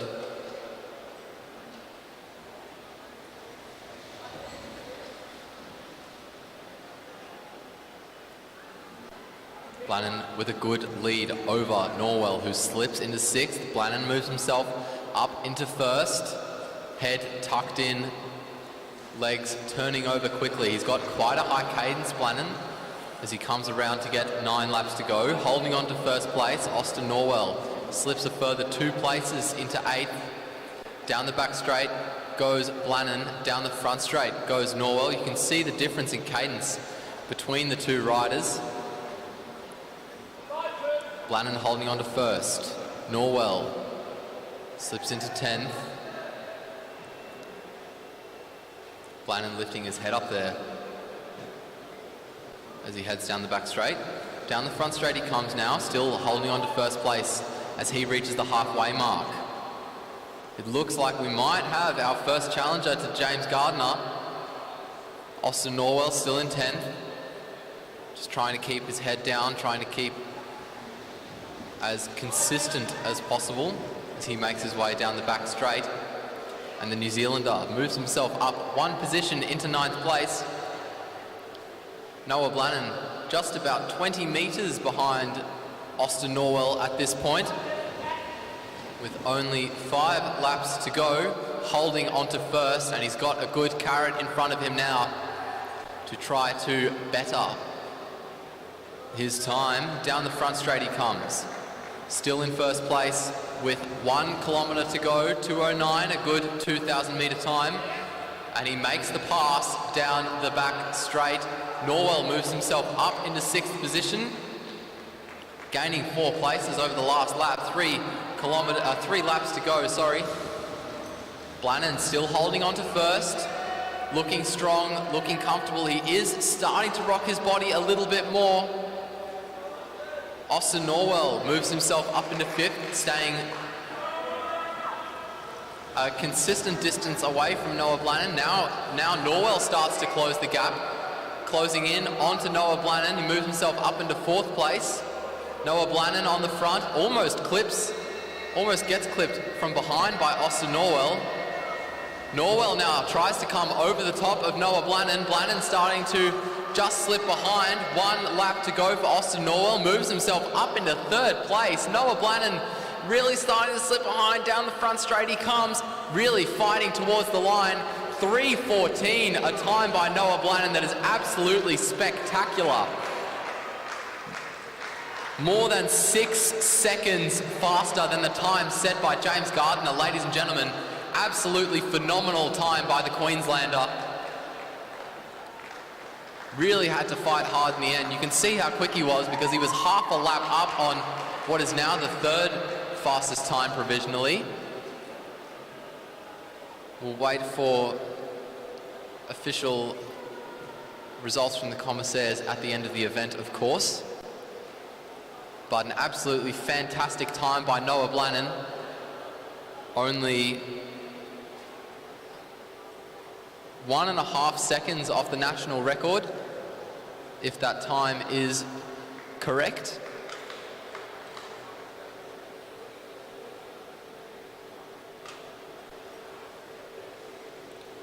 And our final 2 riders to challenge, this time by Noah Blannon,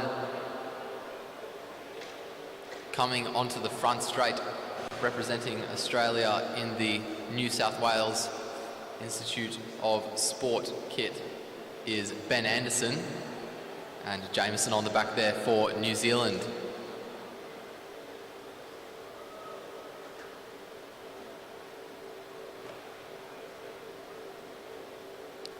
I've just been informed by the commissaires that that Austin Norwell will be disqualified for drafting, I think.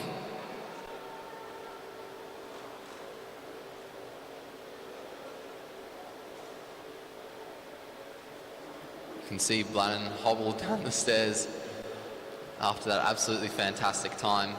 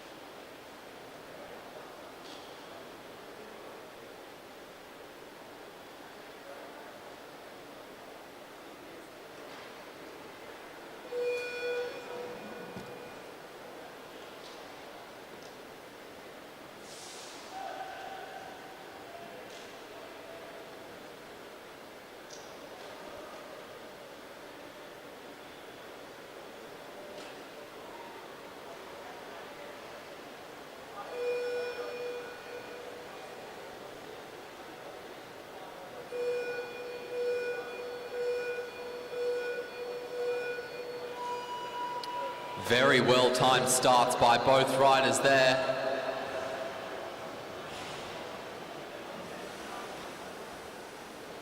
And after the first half lap, they're pretty close together, but it's the Australian Ben Anderson that comes out just ahead.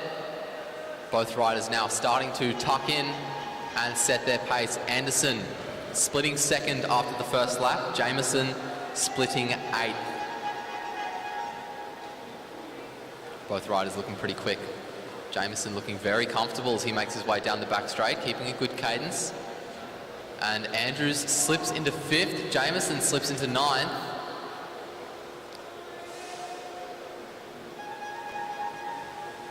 Both riders trying to hold on to a pace that they've now set themselves. Hold, you hear from the front straight. Ben Anderson splitting 5th. Magnus Jameson splitting 9th still. Around the bend and down the front straight comes Anderson. Down the back straight goes Jameson. Jameson moving himself up into 6th place. Anderson in 5th. We'll see how this continues for the rest of the race. They come around to get 7 laps to go. Ben Anderson has slipped into 6th. Magnus Jameson has moved himself up into 4th. Jameson looking comfortable as he rounds the bend and makes his way down the back straight. Still holding on to 4th. Anderson still holding on to 6th. The riders making their way down the opposite straights again. Both riders still trying to stay quite consistent. A bit of rocking from Ben Anderson, maybe a sign of fatigue. Down the front straight comes Magnus Jameson, looking a lot more comfortable, a lot more controlled as he rounds the bend now and makes his way down the back straight to split 3rd. He's moved up a spot. Ben Anderson still in 6th place provisionally. Round the bend they go. Jameson still holding on to 3rd place. 3 laps to go for Ben Anderson, and he slips down into 7th. Look at the consistency in the cadence and the position of Magnus Jameson for New Zealand as he comes through to get 2 laps to go. Still holding on to 3rd place, still in 7th is Ben Anderson for Australia. As Anderson makes his way down the back straight. Magnus Jameson now making his way down the back straight as well. 1 lap to go for the New Zealander, still holding on to 3rd, still looking strong. 7th is Ben Anderson still when he gets 1 to go. Half a lap to go for Magnus Jameson. Let's see if he can get himself into the top 2. I think he just misses out. He slips into 4th, in fact. Anderson stays in 7th. We'll wait for the official results from the commissaires, and then we'll see who is going to go through to the finals.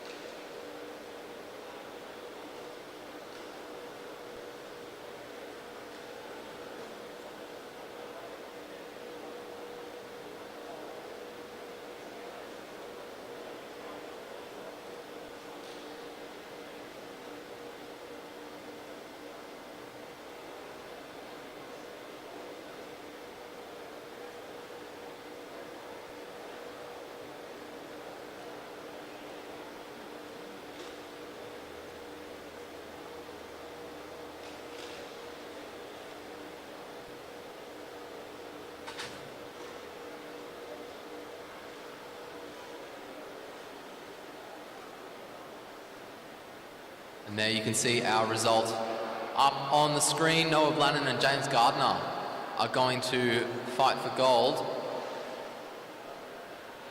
And Magnus Jameson and Alex Eves going to fight it out for bronze.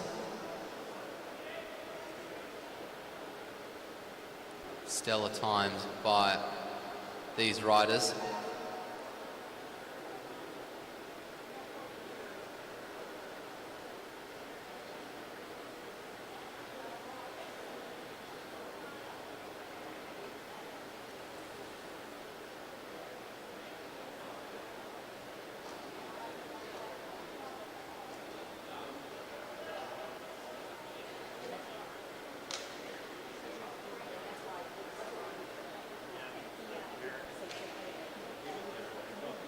Coming onto the track now, we have Noah Mason and Hamish Banks. Mason representing Australia, Banks representing New Zealand.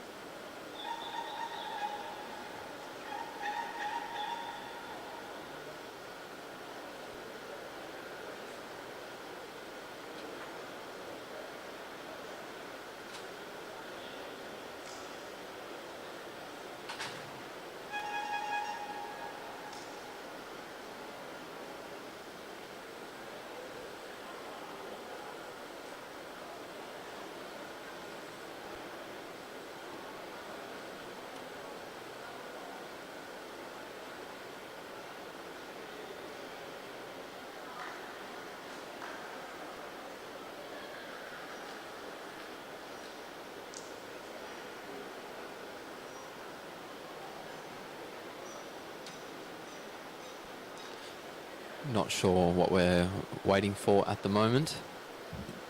Got both riders on the track, seemingly ready to get going. Everyone's looking in the same direction. There might be some sort of technical or procedural delay that's stopping us from starting. Commissaires seem to be discussing something. And now we have our riders waved onto the track.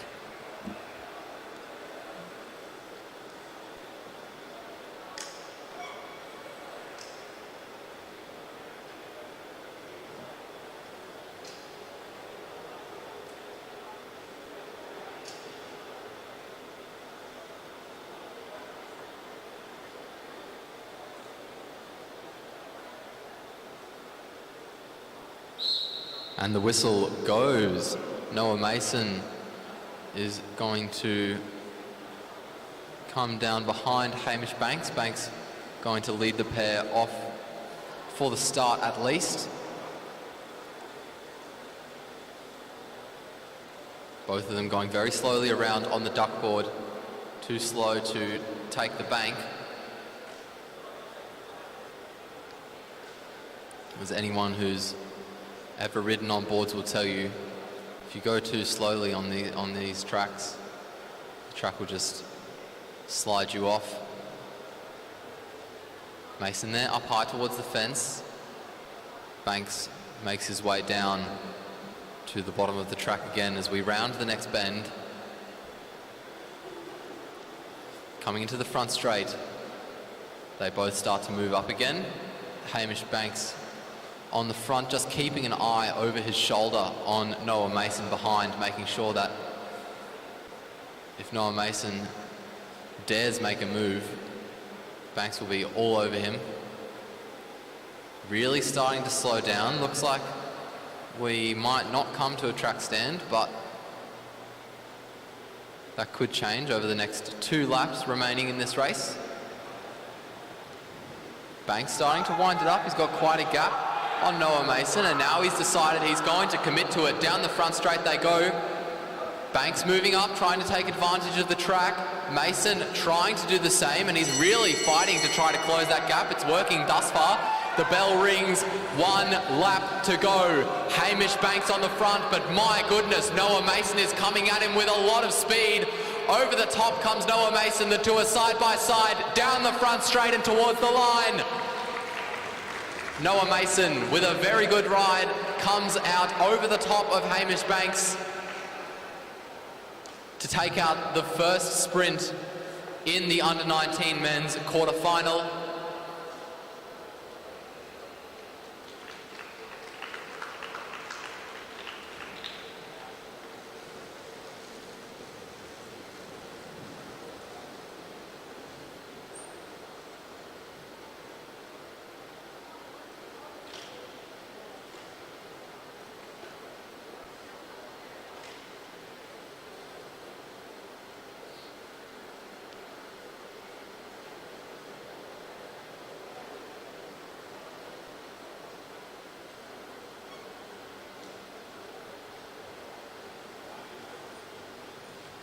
Good sportsmanship by those riders, shaking hands afterwards.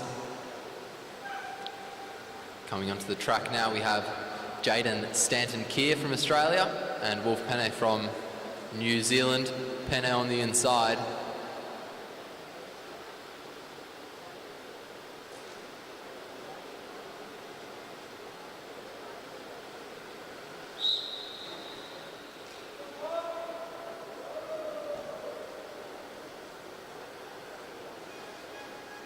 The whistle goes, the two go very slowly off the mark. Penne leads Stanton-Keir down to the bottom of the track, keeping an eye on his opponent over his shoulder.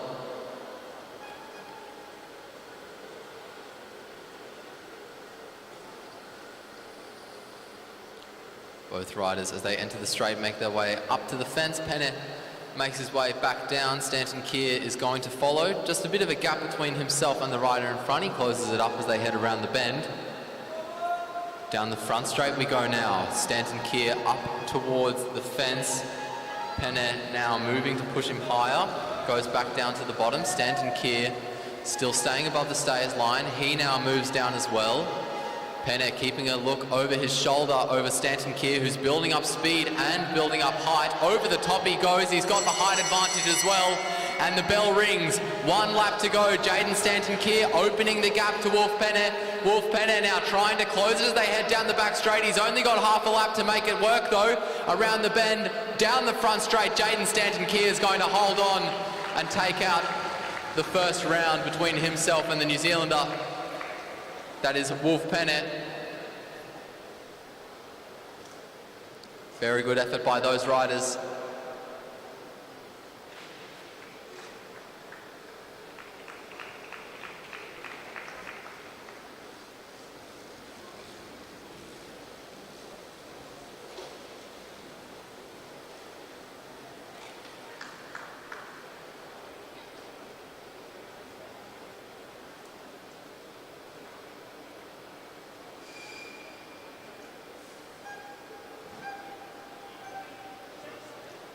Coming onto the track now, we have Xavier Bland and Wilson Hannon. Bland representing Australia in the New South Wales colours there. Hannon representing New Zealand.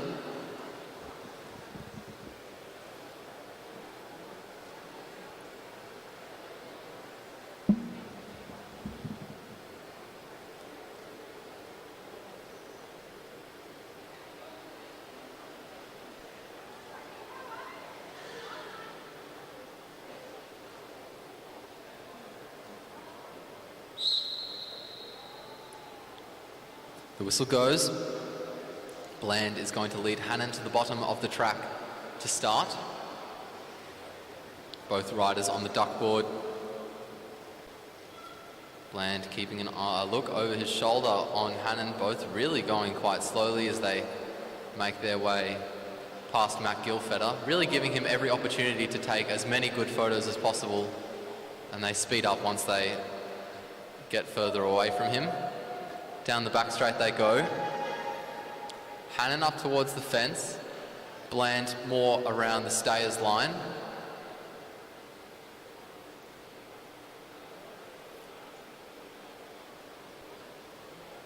Hannon keeping a look over his shoulder, making sure that the moment Hannon decides to make a move, Bland will be there to respond. Down the back straight, their two are really winding it up, and out of the seat goes Wilson Hannon, being kept high by Xavier Bland. Down the front straight they come, and they both make their way to the bottom of the track as the bell rings. Xavier Bland with a lot of speed. Wilson Hannon had the height advantage, and down the back straight he's got the slipstream advantages as well. He's at his hip coming around the bend. The two are side by side down the front straight. It's going to be very close on the line, but it's the New Zealander who comes out on top. Wilson Hannon crossing the line just ahead there. A shake of hands afterwards.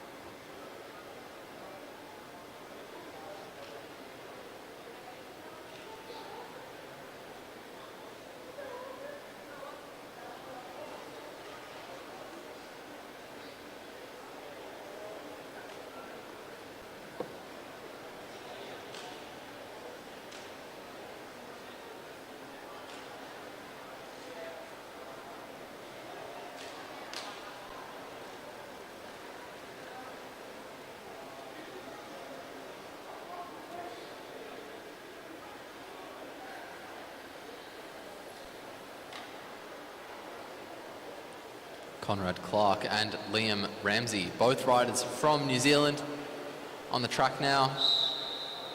The whistle goes, and it's Liam Ramsey who's going to lead Conrad Clark to the bottom of the track.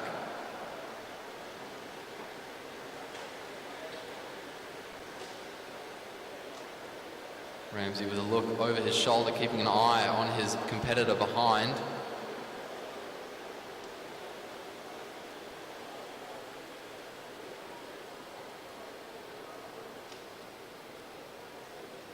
Down the front straight they come.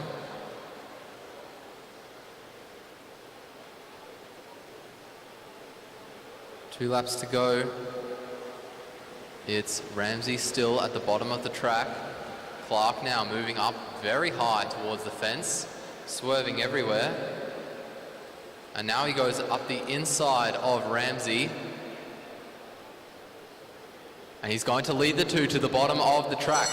1 lap to go, and Clark starts to pull away. A little gap between himself and Ramsey behind. Ramsey now with a good bit of speed down the back straight, trying to come over the top. The two are neck and neck around the bend, down the front straight. They're side by side, but it looks like Clark is going to hold on and take out the first sprint.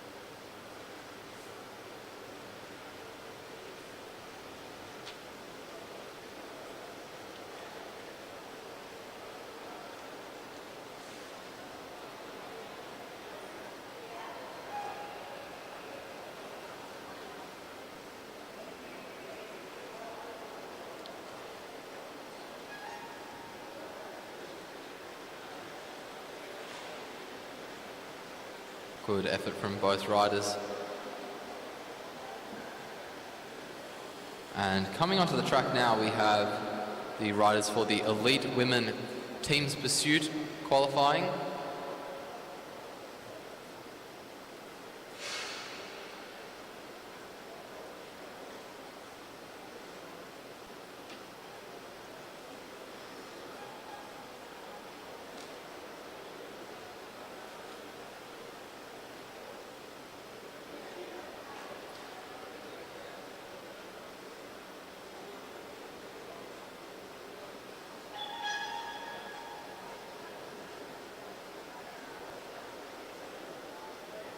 Coming onto the track first, we have Australia Development 1, consisting of Sophie Ma, Lucinda Stewart, Isla Carr, and Nicola McDonald.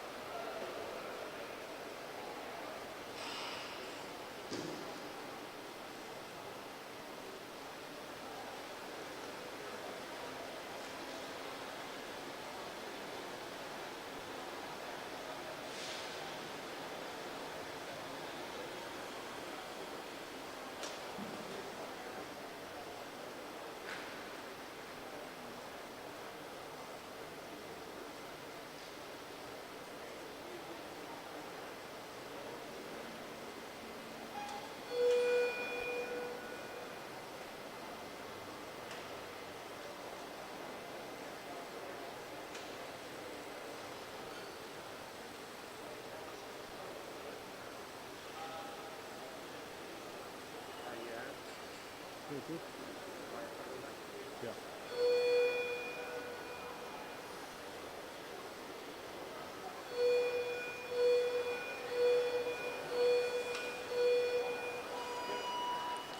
Very good start by that team. Nicola McDonald is going to lead us off in the South Australian colours, followed by Sophie Ma, followed by Lucinda Stewart, and then Isla Carr.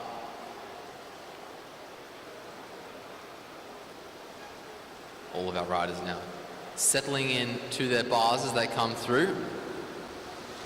23.604 their time for the first lap. McDonald still on the front as they make their way down the back straight and around for the second time. McDonald now swings up and makes her way onto the rear. Sophie Ma coming through to replace her.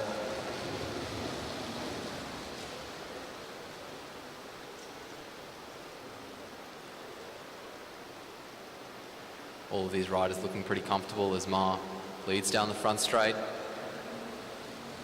13 laps to go. It's a 4-kilometre race this. And Ma makes her way onto the wheel of Nicola McDonald as Lucinda Stewart replaces her at the front. All of these riders turning their legs over nicely. Everyone pretty comfortable, pretty close to the rider in front as well. There's a lot of trust in this group by the looks of it. Round the bend and down the front straight we come as Isla Carr takes the lead. Lucinda Stewart making her way onto the back. Carr looking comfortable as she leads her team down the front straight. Carr swings up, makes her way onto the wheel of Stewart, and Nicola McDonald is back leading us. Just 9 laps to go in this race. McDonald swinging high, making her way onto the wheel of Carr in front.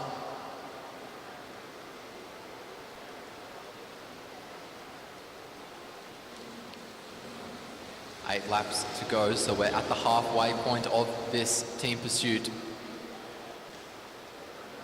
And everyone is looking pretty good, pretty comfortable as Ma swings up and makes her way onto the wheel of McDonald. Stewart now leads. Down the back straight they go. Around the bend and down the front straight. 6 laps remaining. 2 minutes 50 is their time thus far. And it's Isla Carr who's going to take the lead now off Lucinda Stewart. Stewart making her way onto the back. Carr on the front.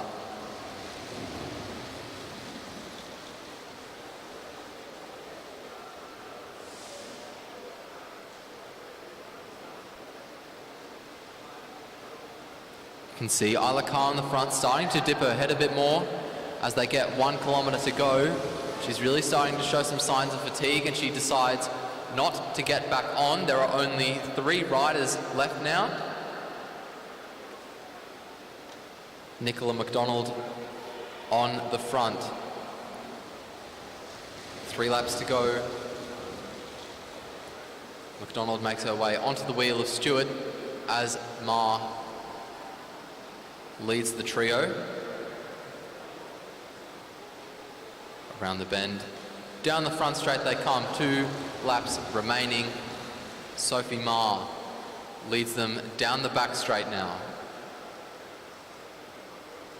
All of these riders with pretty good cohesion, looking all pretty comfortable as the bell rings. 1 lap to go. A little bit of a gap between Sophie Ma and Nicola McDonald as she made her way back onto that group. But nothing bad has come of that. They make their way around the bend, come across the line side by side and set a time of 4 minutes and 30.785 seconds to beat.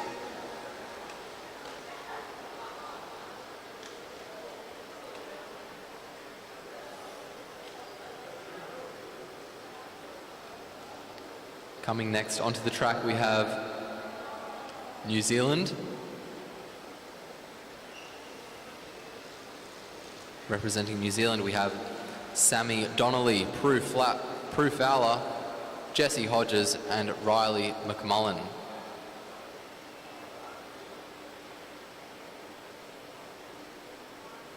Looks like they're just waiting for the Australian development team to get onto the track, off the track, sorry.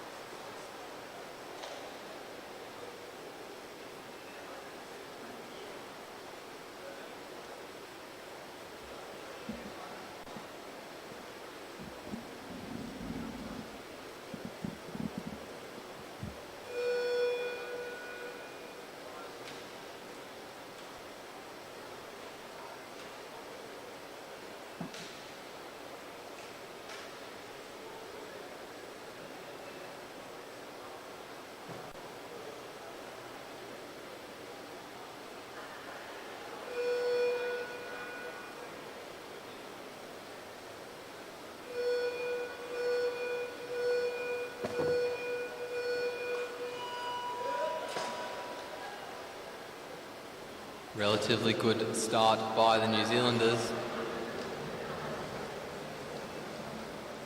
It's Sammy Donnelly who leads them. Down the back straight they go. Very nice in uniform. They all sit down at the same time. And they split first after the first lap.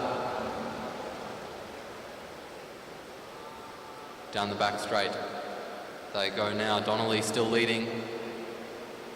And looks like she's set a pretty good pace for her team. Up the track she rolls and onto the back. Coming through to replace her is Jessie Hodges by the looks of it. Around the bend. Down the front straight to get 13 laps to go. Hodges on the front.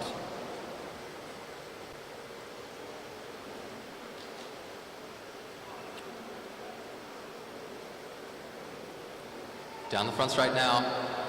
12 laps remaining, so 1:10 after the first kilometre. And Hodges makes her way back onto the rear of Sammy Donnelly, and Prudence Fowler is going to take the lead.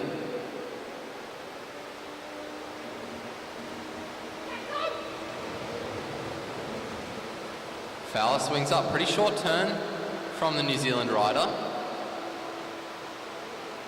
Riley McMullen taking the lead now. McMullen down the front straight.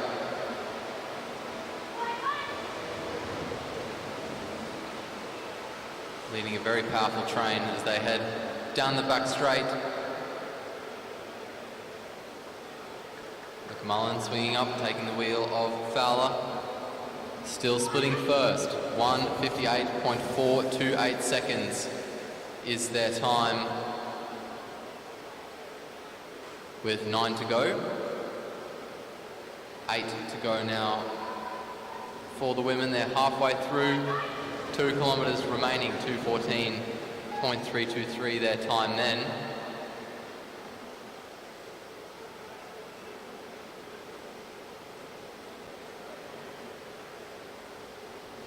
Down the front straight they come.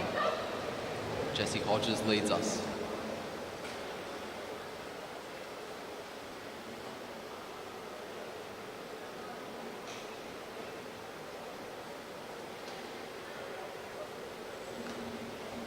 Six laps remaining. It's Prudence Fowler. So this team is taking significantly quicker turns than the Australian development team did.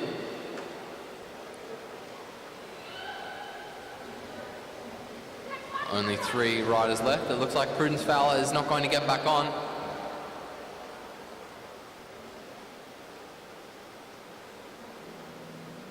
And the New Zealanders make their way around the bend and down the front straight.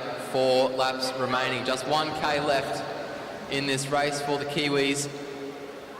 Oh, and there's a bit of a gap opening up. That opened up between one of the New Zealand riders and the riders in front as she tried to come down onto the back of them. That was Riley McMullen, who had to do just a bit more work there than she needed to. The New Zealanders aren't swinging as high as the Australian development team was either. Very close with the wheels as well, coming around the bend.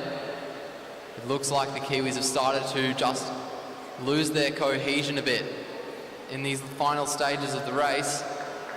Swinging up very low, leaving big gaps between themselves and the riders in front. Jessie Hodges really having to fight to make sure she stays with her team. Around the bend and down the front straight they come, 3 abreast across the line, and they set a new fastest time by about 3 seconds. 4:26.902 the time by the New Zealand team. Nearly 4 seconds faster actually.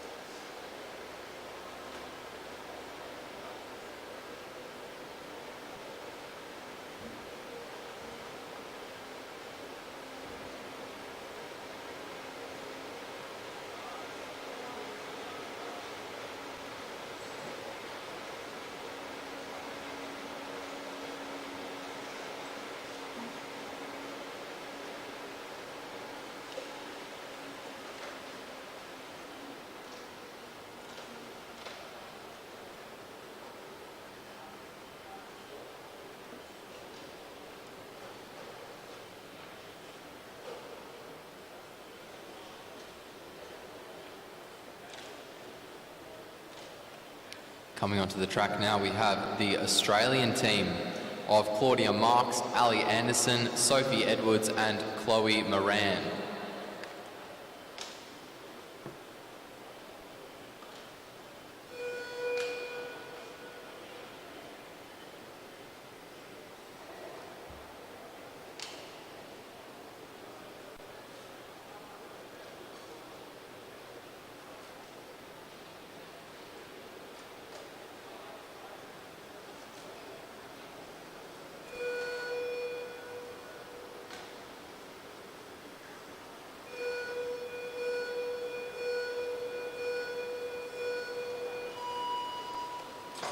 Good start by the Aussies.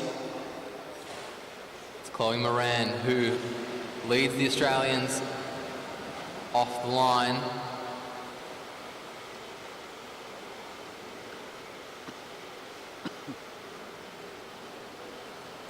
Around the bend and down the front straight they come. They split first after the first lap.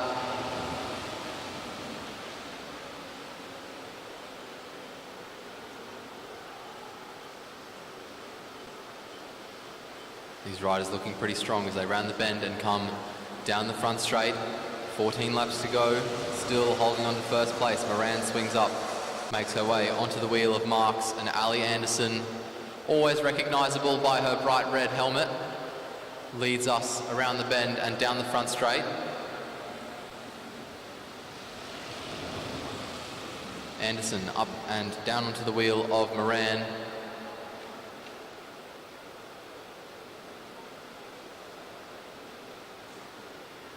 Sophie Edwards leads us now down the front straight.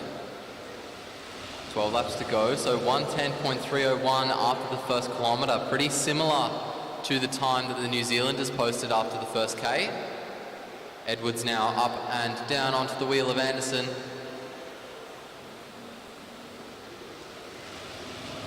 And Australia slips down into second.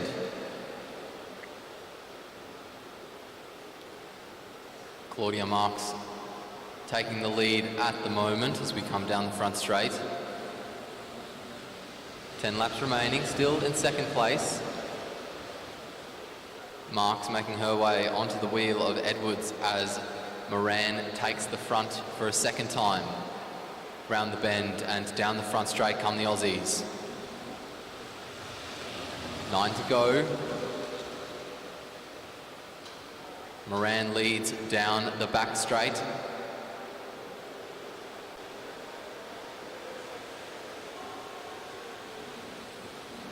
Anderson leads now. We're taking increasingly shorter turns by the looks of it. Australia's still carrying a good bit of pace. Still second to the Kiwis though. Down the front straight we go now. 7 laps remaining. Australia moves back up into first as Ali Anderson continues to push on the front of the Australian crew. Round the bend, down the front straight, Anderson up, it looks like for the final time. Anderson sits up, there are just 3 Aussies left. And it's Sophie Edwards who leads them down the back straight.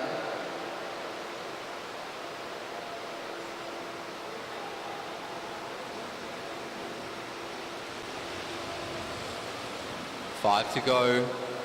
Sophie Edwards on the front, looking like she herself is starting to fatigue a little bit. Her upper body really rocking a lot. She didn't go very high on that turn either, didn't get to use the full advantage that the banking would have provided her, and the Australians slipped back into second behind the New Zealanders.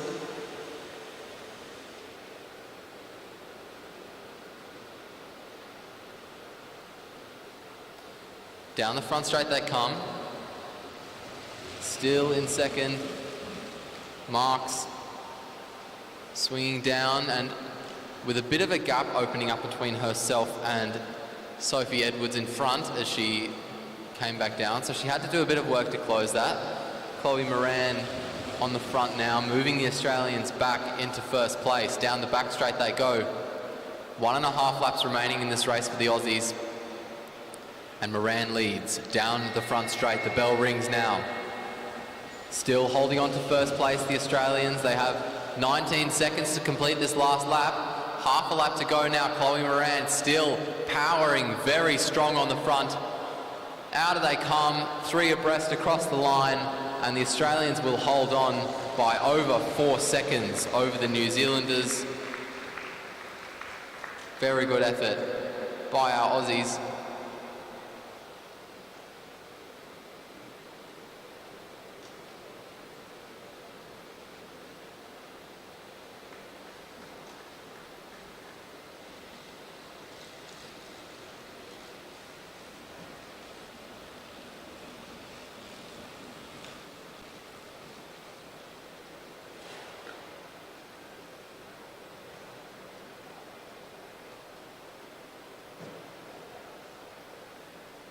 Next onto the track we have the elite men team pursuit qualifying. Here we're going to have 6 heats. Coming onto the track first we have the Australia composite team consisting of Taryn Cook, Dalton Stretton, Leo Zimmerman and Angus Miller.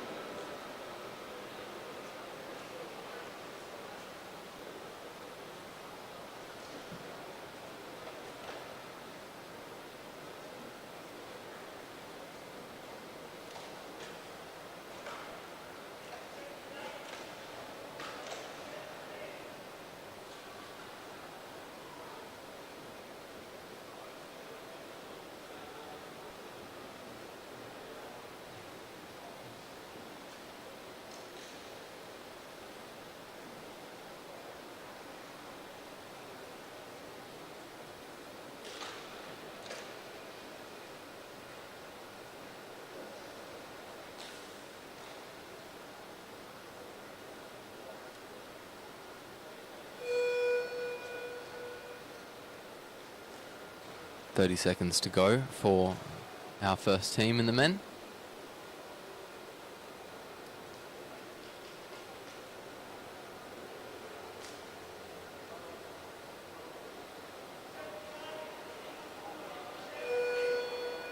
Ten seconds to go.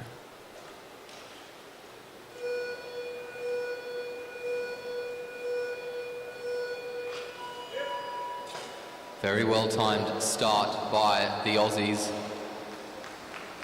Taryn Cook leading Leo Zimmerman off the line. And the Australian riders fall into line pretty quickly. Around the bend they go and down the front straight now. 15 laps to go. And Australia Composite split first. Around the bend now, down the front straight. 14 laps remaining. Taryn Cook leading with a very quick pace on the front. Down the back straight now.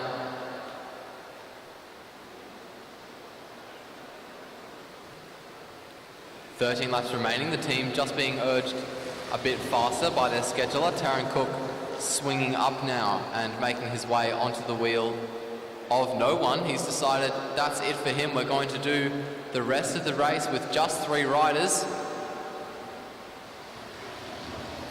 Leo Zimmerman on the front, followed by Angus Miller, followed by Dalton Stretton.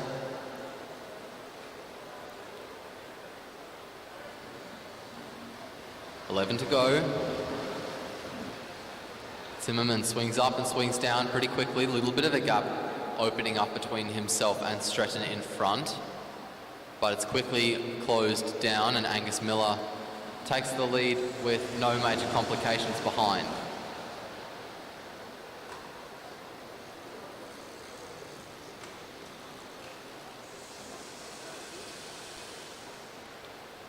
Down the front straight we go.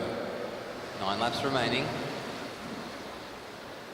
Miller swings up and swings down, and it's Stretton who leads us now. Dalton Stretton carrying a pretty good speed set for us by Taryn Cook.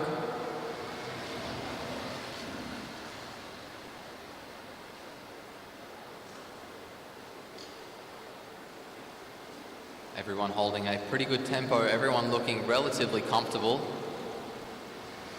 as Stretton now swings up, makes his way onto the wheel of Angus Miller, and Leo Zimmerman takes the lead for the second time.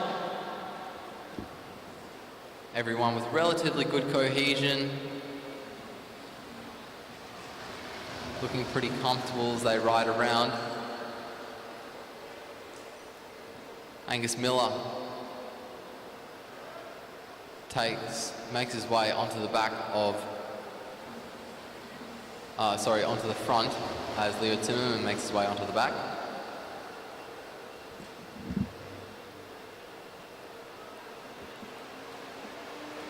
Around the bend and down the front straight they go. 3:05 their time with just 1 kilometre remaining. These boys carrying quite a lot of speed. Angus Miller makes his way onto the wheel of Leo Zimmerman as Dalton Stretton takes the lead of this group. Down the back straight goes Stretton, leading Miller and Zimmerman. Everyone looking pretty good at the moment.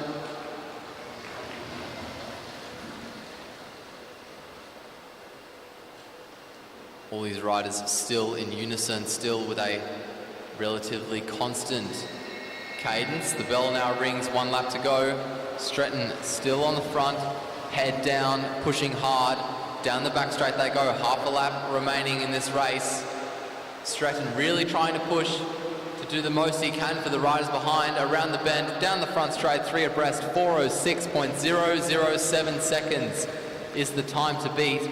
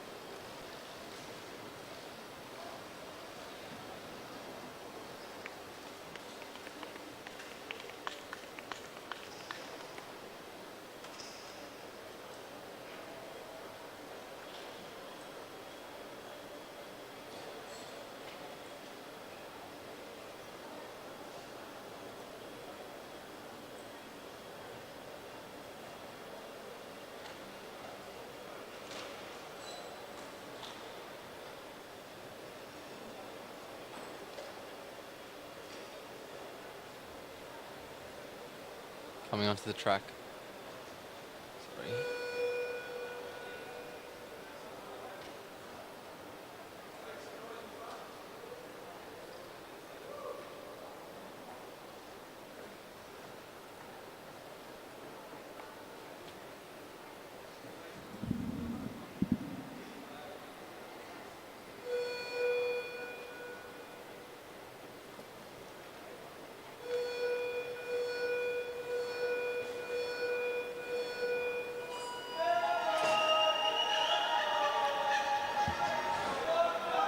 And the New Zealand composite team are away. Ed Pawson, Kai O'Lart, Hunter Goff and Oliver Watson-Palmer making up this team. Very strong starting effort by Kai O'Lart. Hasn't got TT bars on. I assume he's going to do what Taryn Cook did and just start with a very high speed and then pull out. We'll see what happens. Splitting first, and they're riding very, very quickly. That rider on the back there, Hunter Goff, with a bit of a gap opening up. Not sure what happened there. Lart is done.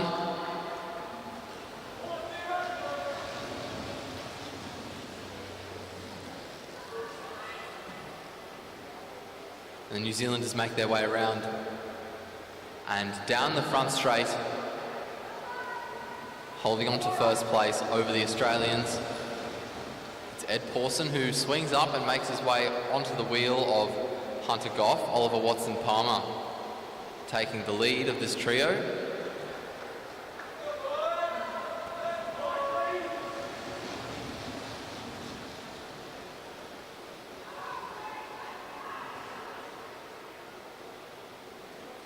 All these riders looking very, very strong as they round the bend and come down the front straight. 10 laps to go, and Watson-Palmer makes his way onto the wheel of Ed Pawson. Hunter Goff taking the lead now. All of these riders just tucked in, looking sleek, trying to stay close to the wheel in front of them. Bit of a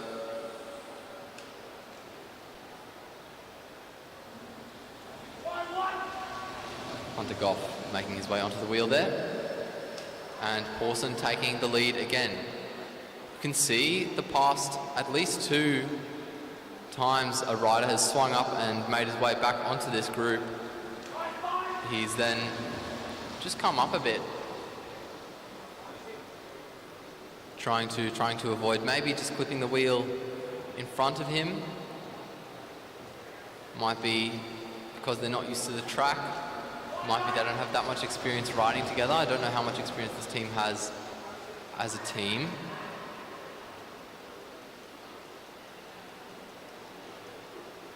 Around the bend and down the front straight they come. Oliver Watson-Palmer still on front. Watson-Palmer now swinging up, making his way onto the back. And Hunter Goff takes the lead.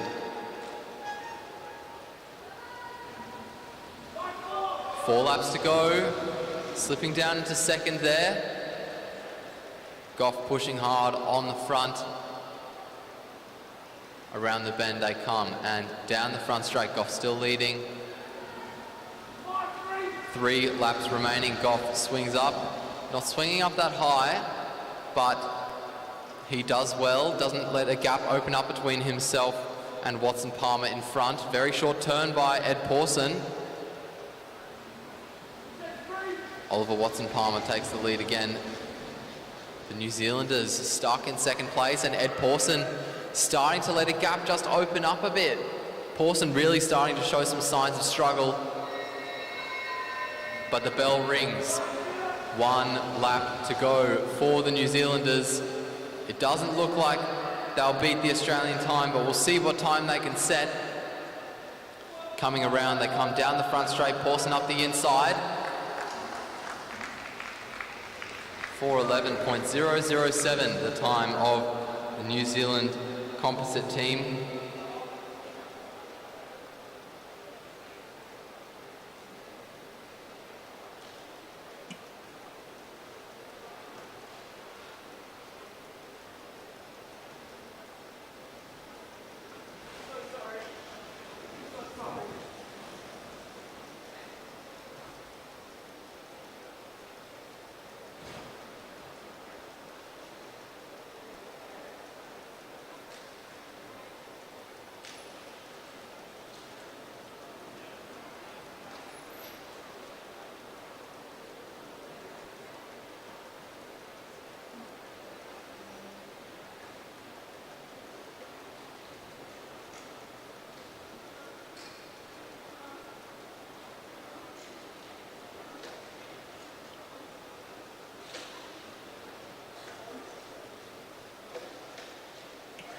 On the track now, we have the boys from New South Wales.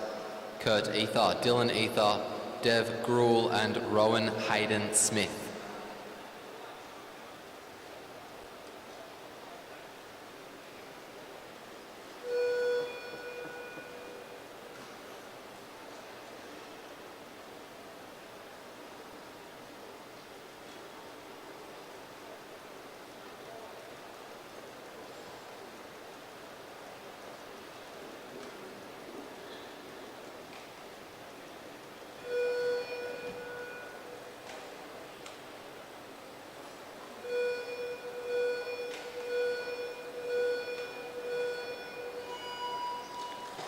Very well timed start by our New South Welshman. Dylan Ether leading off the line.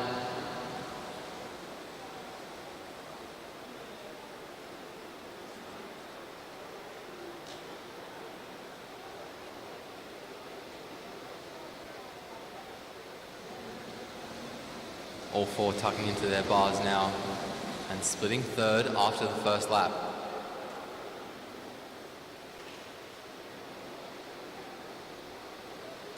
Ether swings up, makes his way onto the wheel of Rowan Hayden-Smith, and Kurt Ether comes through to replace him.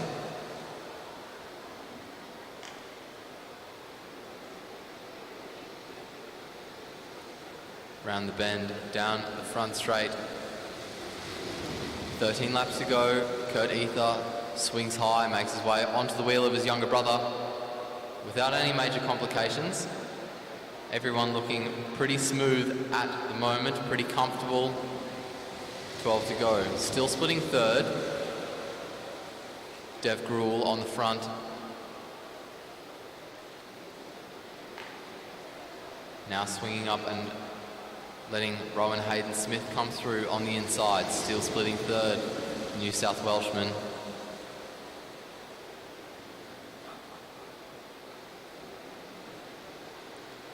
Round the bend and down the front straight they go. 10 laps remaining. They move themselves up into second place. And they head down the back straight now. Round the bend and down the front straight. Dylan Ether on the front. Swings up, makes his way onto the wheel of Hayden-Smith as Kurt Ether takes the lead. The New South Welshman just slipping into third over that last lap. Let's see if they can improve. They stay in third again as they get 8 laps to go. So they're at the halfway point of this race now.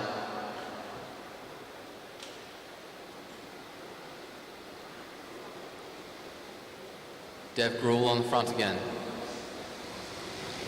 Kurt Ether moves everyone back up into second before he swung off.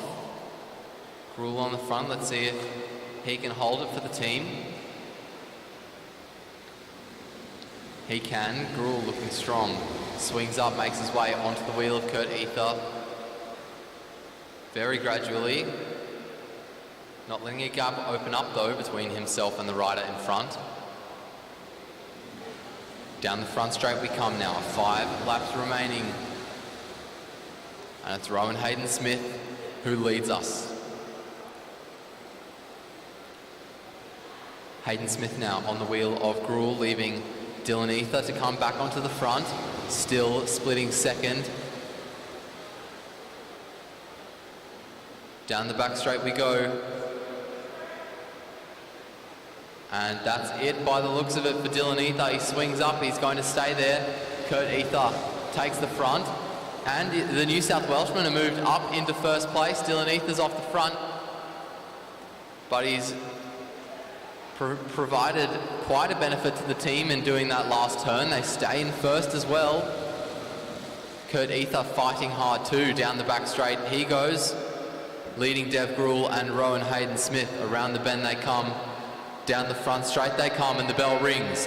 1 lap to go for the New South Welshmen. Kurt Ether still pushing very hard on the front. Down the back straight they come now. Around the bend, Dev Gruel up the inside, Rowan Hayden-Smith up the inside, and 3 abreast. We cross the line, slipping into second place behind the Australian composite team.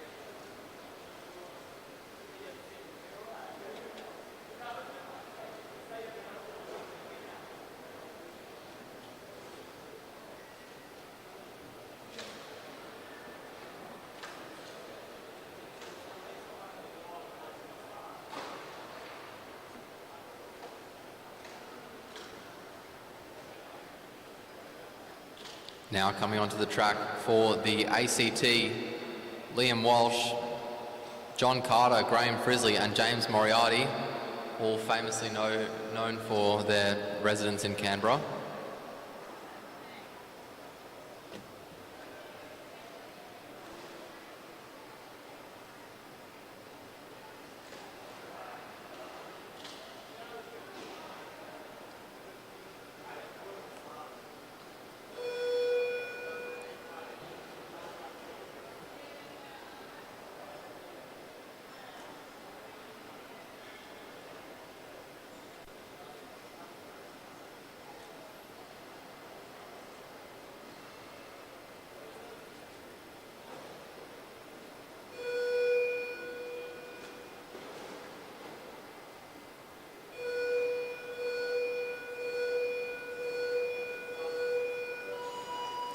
Very well-timed start by those riders there. Liam Walsh right out of the gate. And all four of those riders falling into line pretty quickly.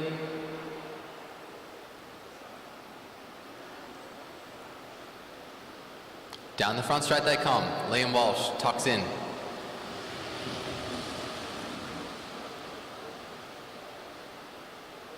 Down the back straight they go now. All the riders looking pretty comfortable. Walsh swings up, makes his way onto the wheel of Carter, and Moriarty takes the lead. These riders carrying a good amount of pace, and they split first with 12 to go. 49 seconds, their first 500 metres. Round the bend and down the front straight they come. Graham Frisley now taking the lead from James Moriarty. This team taking relatively short turns at the moment. Holding on to first place as well. Frisley on the front.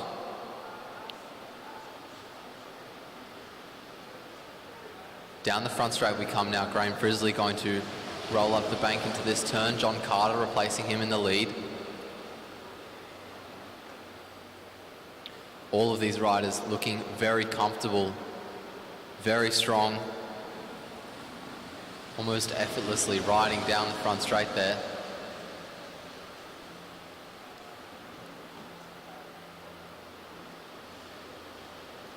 Carter leads down the front straight, keeping the team in provisional first. Carter now swings up. Liam Walsh comes through to replace him.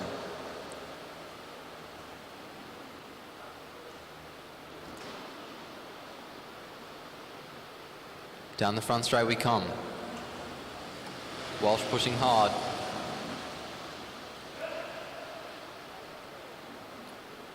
Told to swing up. And he's not going to come back down. James Moriarty now leading a trio of riders, keeping the ACT riders in first.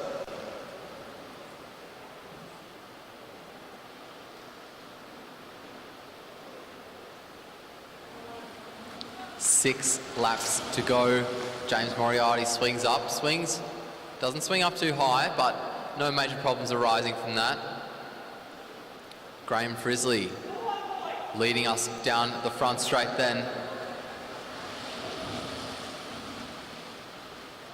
Still holding on to first place. Frisley swings up.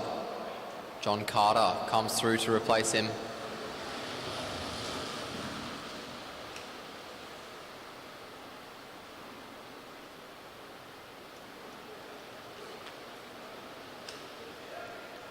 Down the front straight we come.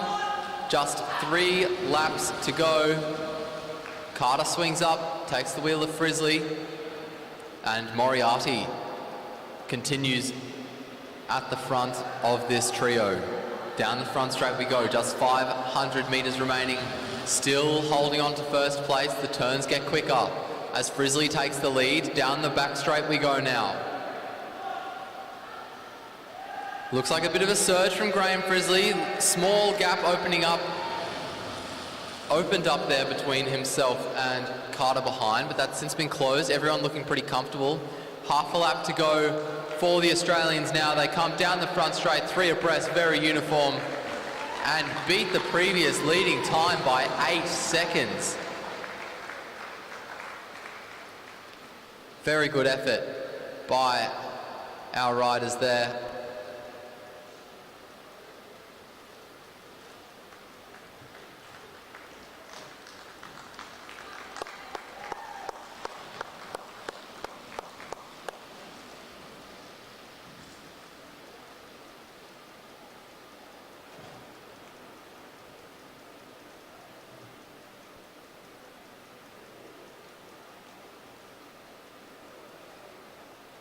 Coming onto the track now, we have the New Zealand team.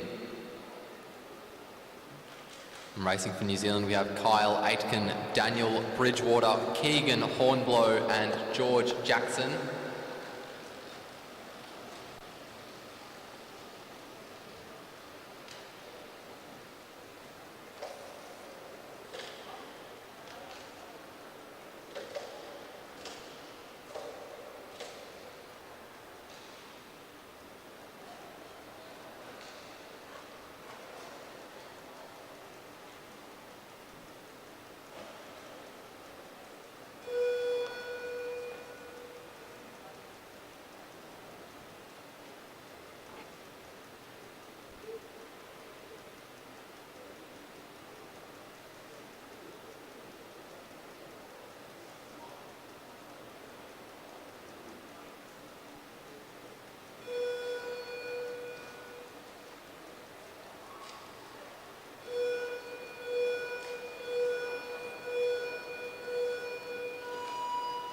Good start by the Kiwis there. Kyle Aitken leading around the bend and down the back straight. Small gap between the last two riders. The New Zealander at the rear there looked like he was just struggling to match the start, but Keegan Hornblow has since managed to make his way back on without any problems. Round the bend and down the front straight they come. The New Zealanders splitting first with 14 to go. Everyone looking smooth and everyone looking comfortable now. Down the front straight they come again. 13 laps remaining. Dan Bridgewater leading down the back straight.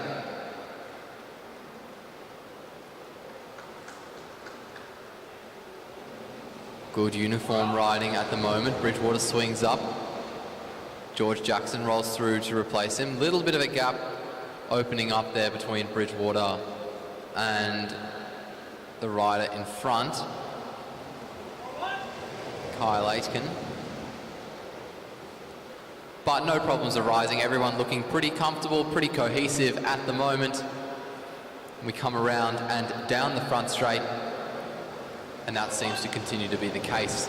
Splitting first again, George Jackson rolls up, makes his way onto the wheel of Dan Bridgewater, and Keegan Hornblow takes the lead for the New Zealanders.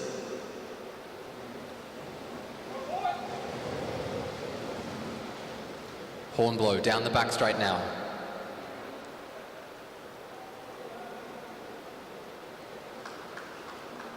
Down the front straight, looking comfortable.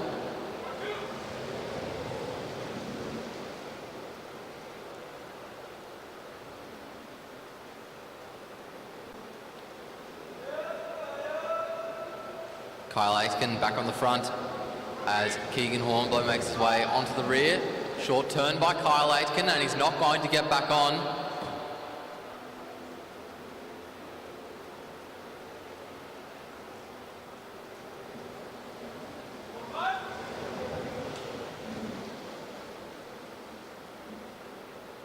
Dan Bridgewater leading now.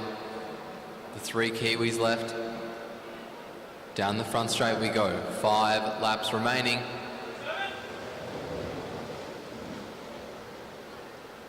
Bridgewater makes his way onto the wheel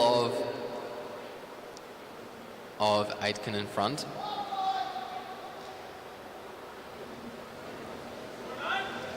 Looking strong. Still holding on to first place.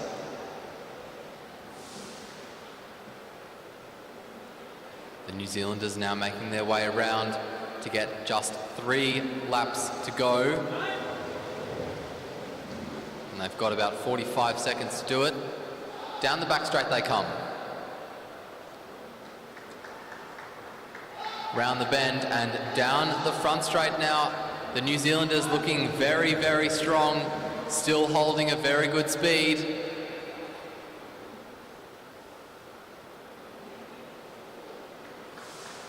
Down the front straight, the bell rings. 1 lap to go. Keegan Hornblow still leading. Half a lap remaining now. And Hornblow moves up. Our riders come 3 abreast and they cross the line to set a new fastest time by about 2 seconds.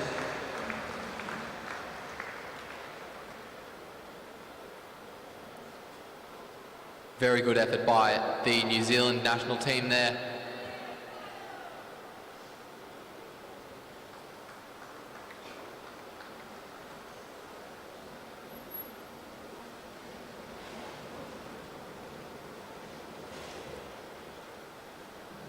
Making their way onto the track afterwards are the Australians.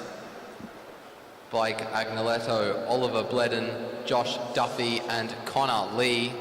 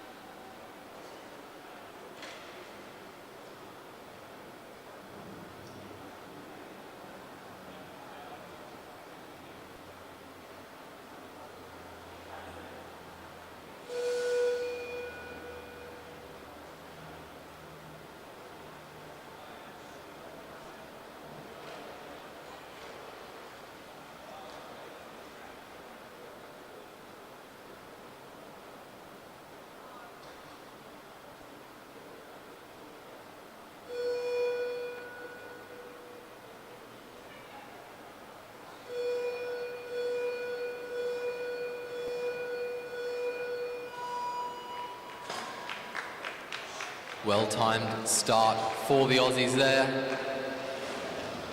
Josh Duffy leading the Australians off the line there. Down the back straight we go. And all our riders start to tuck in, setting a very quick pace, splitting third after the first lap.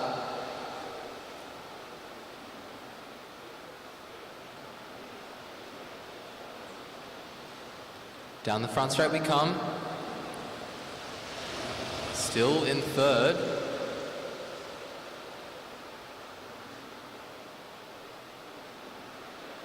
Duffy swings up. Oliver Bledden comes through to replace him. 13 laps to go.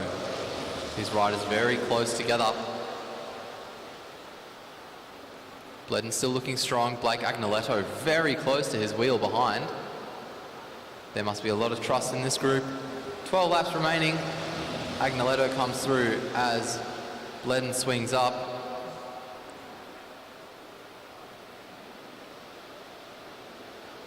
Around the bend and down the front straight they go. 11 laps remaining. Australia move themselves up into second place.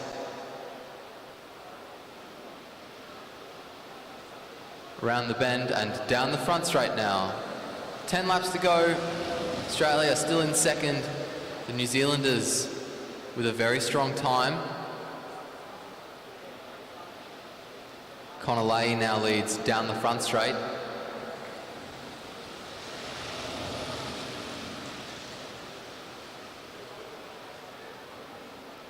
Down the back straight, the Aussies go now around the bend and down the front. 8 laps remaining. We're halfway through this race. The Australians have a good bit of ground to make up on the New Zealanders. Lay makes his way onto the wheel of Agnoletto.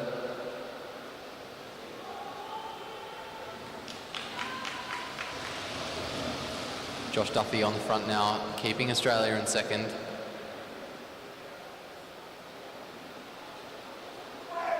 Duffy swings up, and he's not going to get back on. Oliver Bledden now leading a trio of men around the track, down the front straight. And Australia move up into first place. Bledden swings up, swings down very quickly, not letting a gap open up between himself and Lay in front.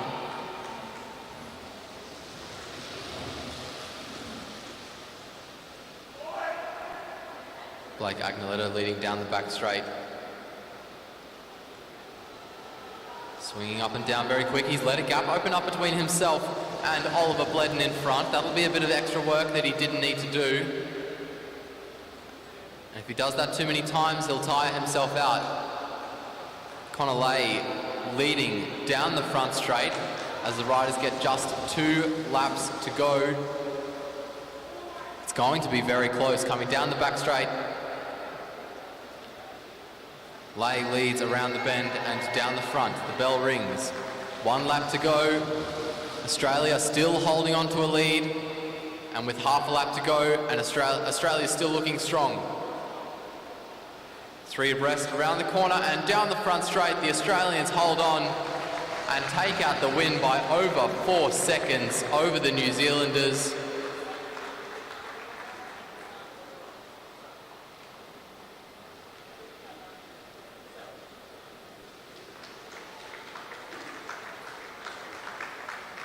Brilliant effort by our Aussies.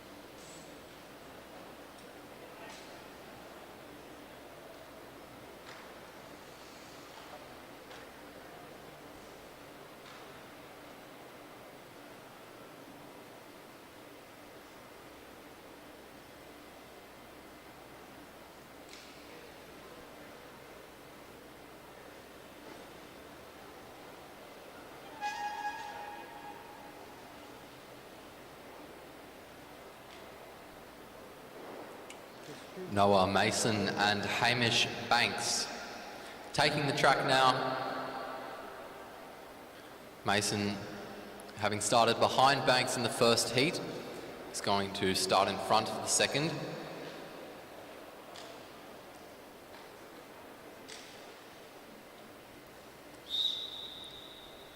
The whistle goes, and he leads Banks down to the bottom of the track.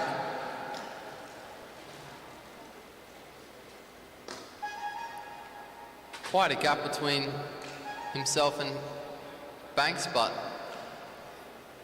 pretty standard in sprints.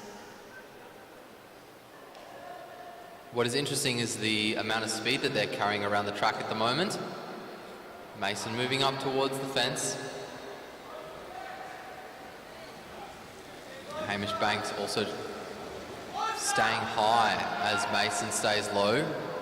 Mason keeping a look over his shoulder, starting to build up some speed of his own as Hamish Banks starts to close the gap. Down the front straight they go, the bell rings. 1 lap remaining. Noah Mason with still a pretty good gap on Hamish Banks behind. Banks is going to have to do a lot of work to catch him, and the gap is continuing to open. Noah Mason, ladies and gentlemen, has won the race. Almost a lap out. Very good effort by the Australian. And that will put Noah Mason through to the semi-final.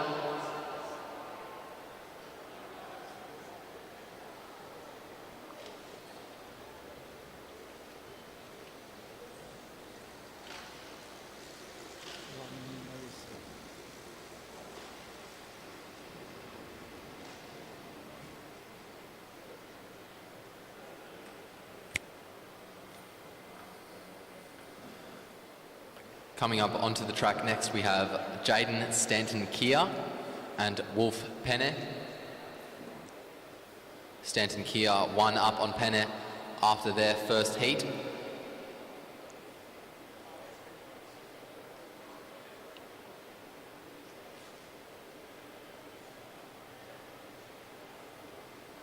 And having started on the inside first, the New Zealander will start on the outside for this heat here.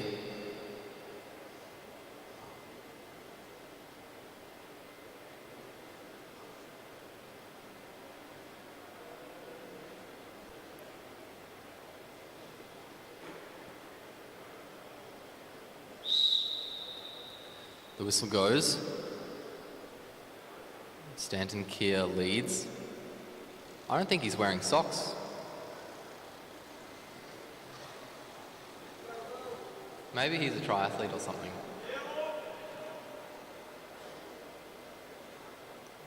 Stanton-Kia keeping a look over his shoulder on Penne behind.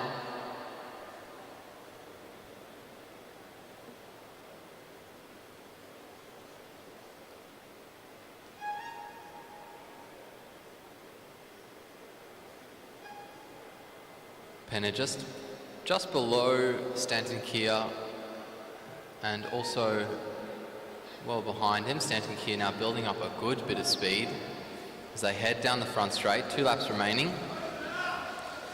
And that gap is continuing to open. Stanton-Kia now trying to get a bit of the advantage of the banking and using it to accelerate away. Wolf Penne doing his best to respond from quite a distance behind. Down the front straight they go. 1 lap to go. Are we going to see a repeat of Mason versus Banks? It might not be the case as Penne really starts to close that gap. A quarter of a lap to go. Penne hasn't caught him yet. Stanton-Kia holds him off and will cross the line in first.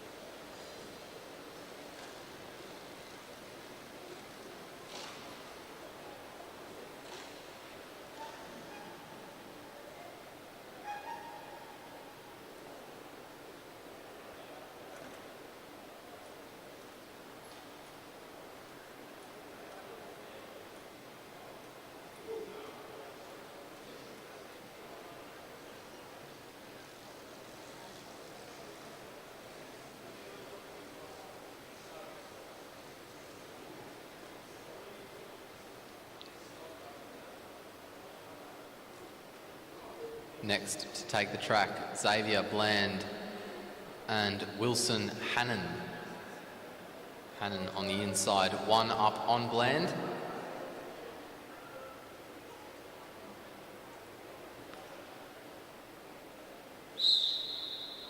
And the whistle goes. Hannon leads Bland down to the bottom of the track. Bland with a little more speed just had to slow himself down there.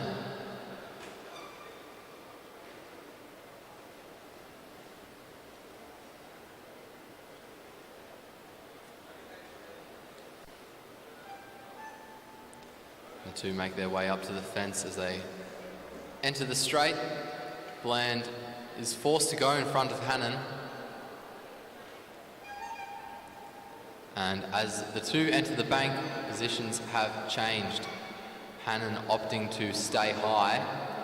Bland deciding to move up the bank to follow. Defend from the front. Swing down from Hannon. Move back up, move back down. Hannon swerving a lot behind, trying to make himself unpredictable to Xavier Bland in front. A fake down, moves up.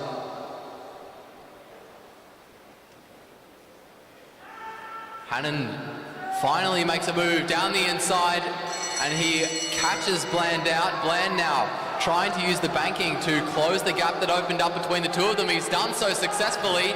Down the back straight, the Australian tries to go over the top. The New Zealander tries to hold him off. The two are side by side. Down the front straight, Hannon fights back. It's going to be very close on the line. I think it's Xavier Bland. Xavier Bland is the one that takes it out. And we're 1-1, these two will have to go to a third round.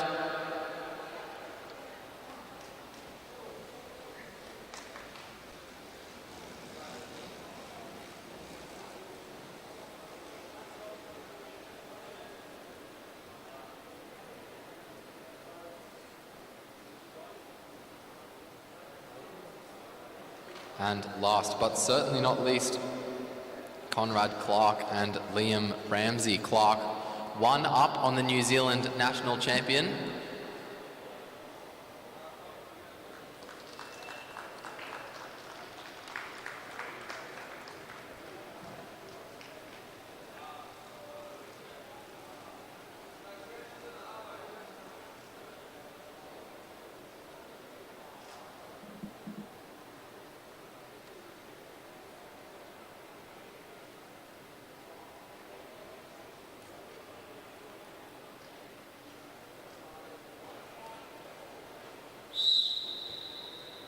And the whistle goes.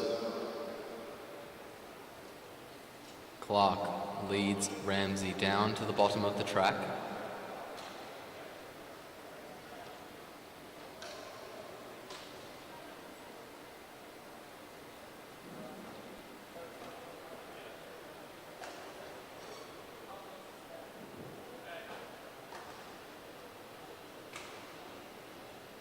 Two going very slow around the bank. And as they enter the straight, they start to move up the track.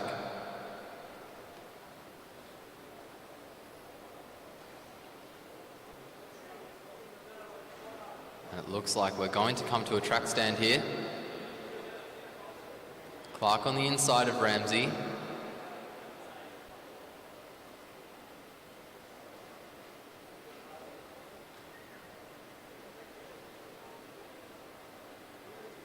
And Clark opting, by the looks of it, to continue on the front for at least another half lap.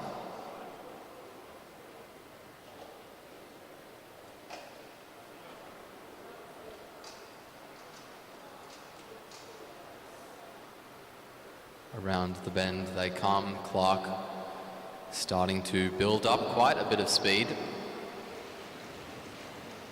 Ramsey behind, noticing this and making a quick effort to try to close that gap. Clark, it looks like he's going to try to hold on to that lead though. The bell rings. Clark on the inside. Ramsey with a very big height advantage. He comes over the top. They head down the back straight. The two are side by side. Liam Ramsey with a lot of speed comes forwards. But Clark has the benefit of the inside line. Ramsey will cross the line ahead of Conrad Clark. And they are both 1-1. Shake of hands from the two riders. They will also have to go to a third round.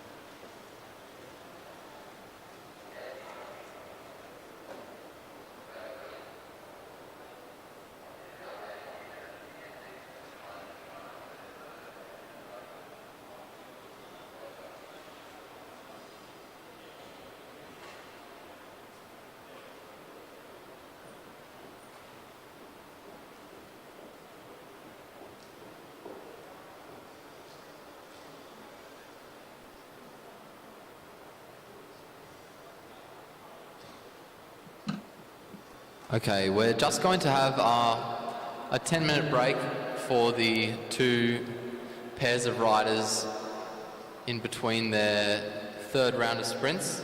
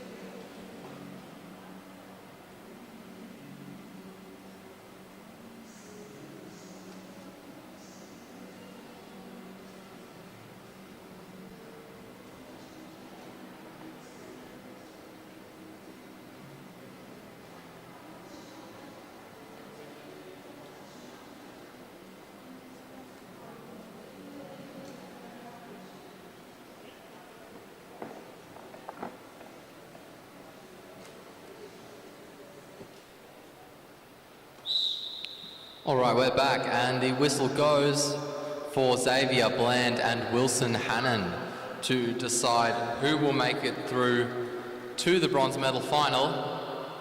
To the semi-final.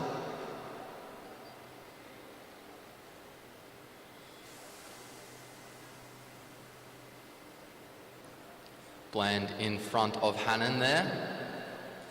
Both riders now starting to make their way up to the fence as the track flattens down the straight.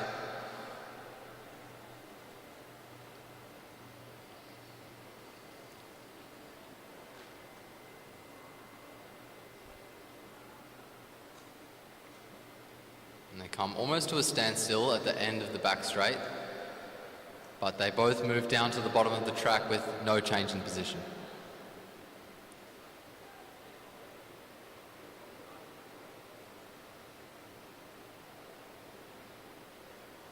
Around the bend and down the front straight they go. Just 2 laps remaining in this race. Xavier Bland still in front, keeping an eye on Wilson Hannon behind. The two starting to really wind it up as they head around the bank. Down the back straight they go. Wilson Hannon with a bit of a height advantage, really hugging the fence there. But it's Xavier Bland who's the first to make the move. Down the front straight they go, and the bell rings. Bland with a good gap to Wilson Hannon. Down the back straight, Hannon trying to close it, but it's too big. Xavier Bland holding on out of the bend, down the front straight. Xavier Bland will hold out and make it through to the semi-final.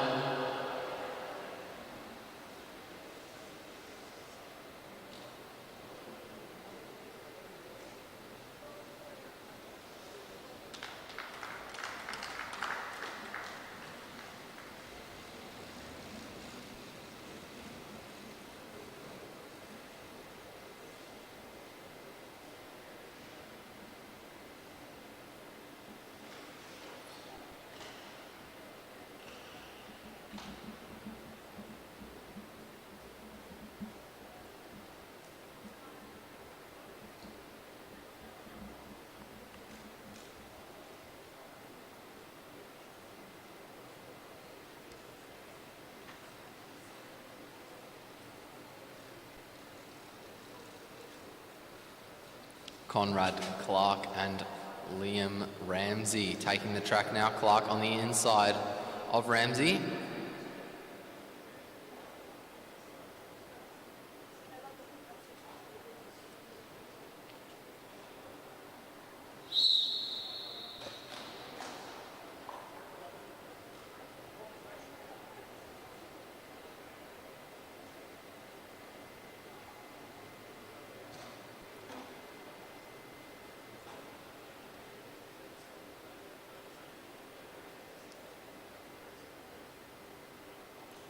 Clark leading Ramsey around the bottom of the track there. Both of them going very slowly. I won't be surprised if they come to another track stand in this race.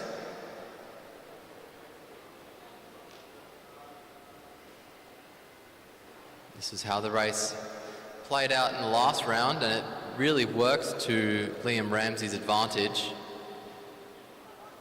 He has every incentive to try it again. Conrad Clark, meanwhile, looks like maybe changing his mind, maybe trying to keep the pace high, try a different tactic. And Ramsey moves down the inside. He's got a good bit of a gap. He moves up the track now, keeping a bit of pace. Doesn't look like he was going to commit to that little move he made. Clark very close behind him. Both of them up high on the track. And Clark is the first to make a move. Down the inside he goes. They come down the front straight, and a gap opens up between the two of them as they embark on their last lap. Conrad Clark has really pulled away from Liam Ramsey. Ramsey really fighting to try to close the gap, but Clark, it looks like, is going to hold on and move through to the semi-final over the New Zealand champion.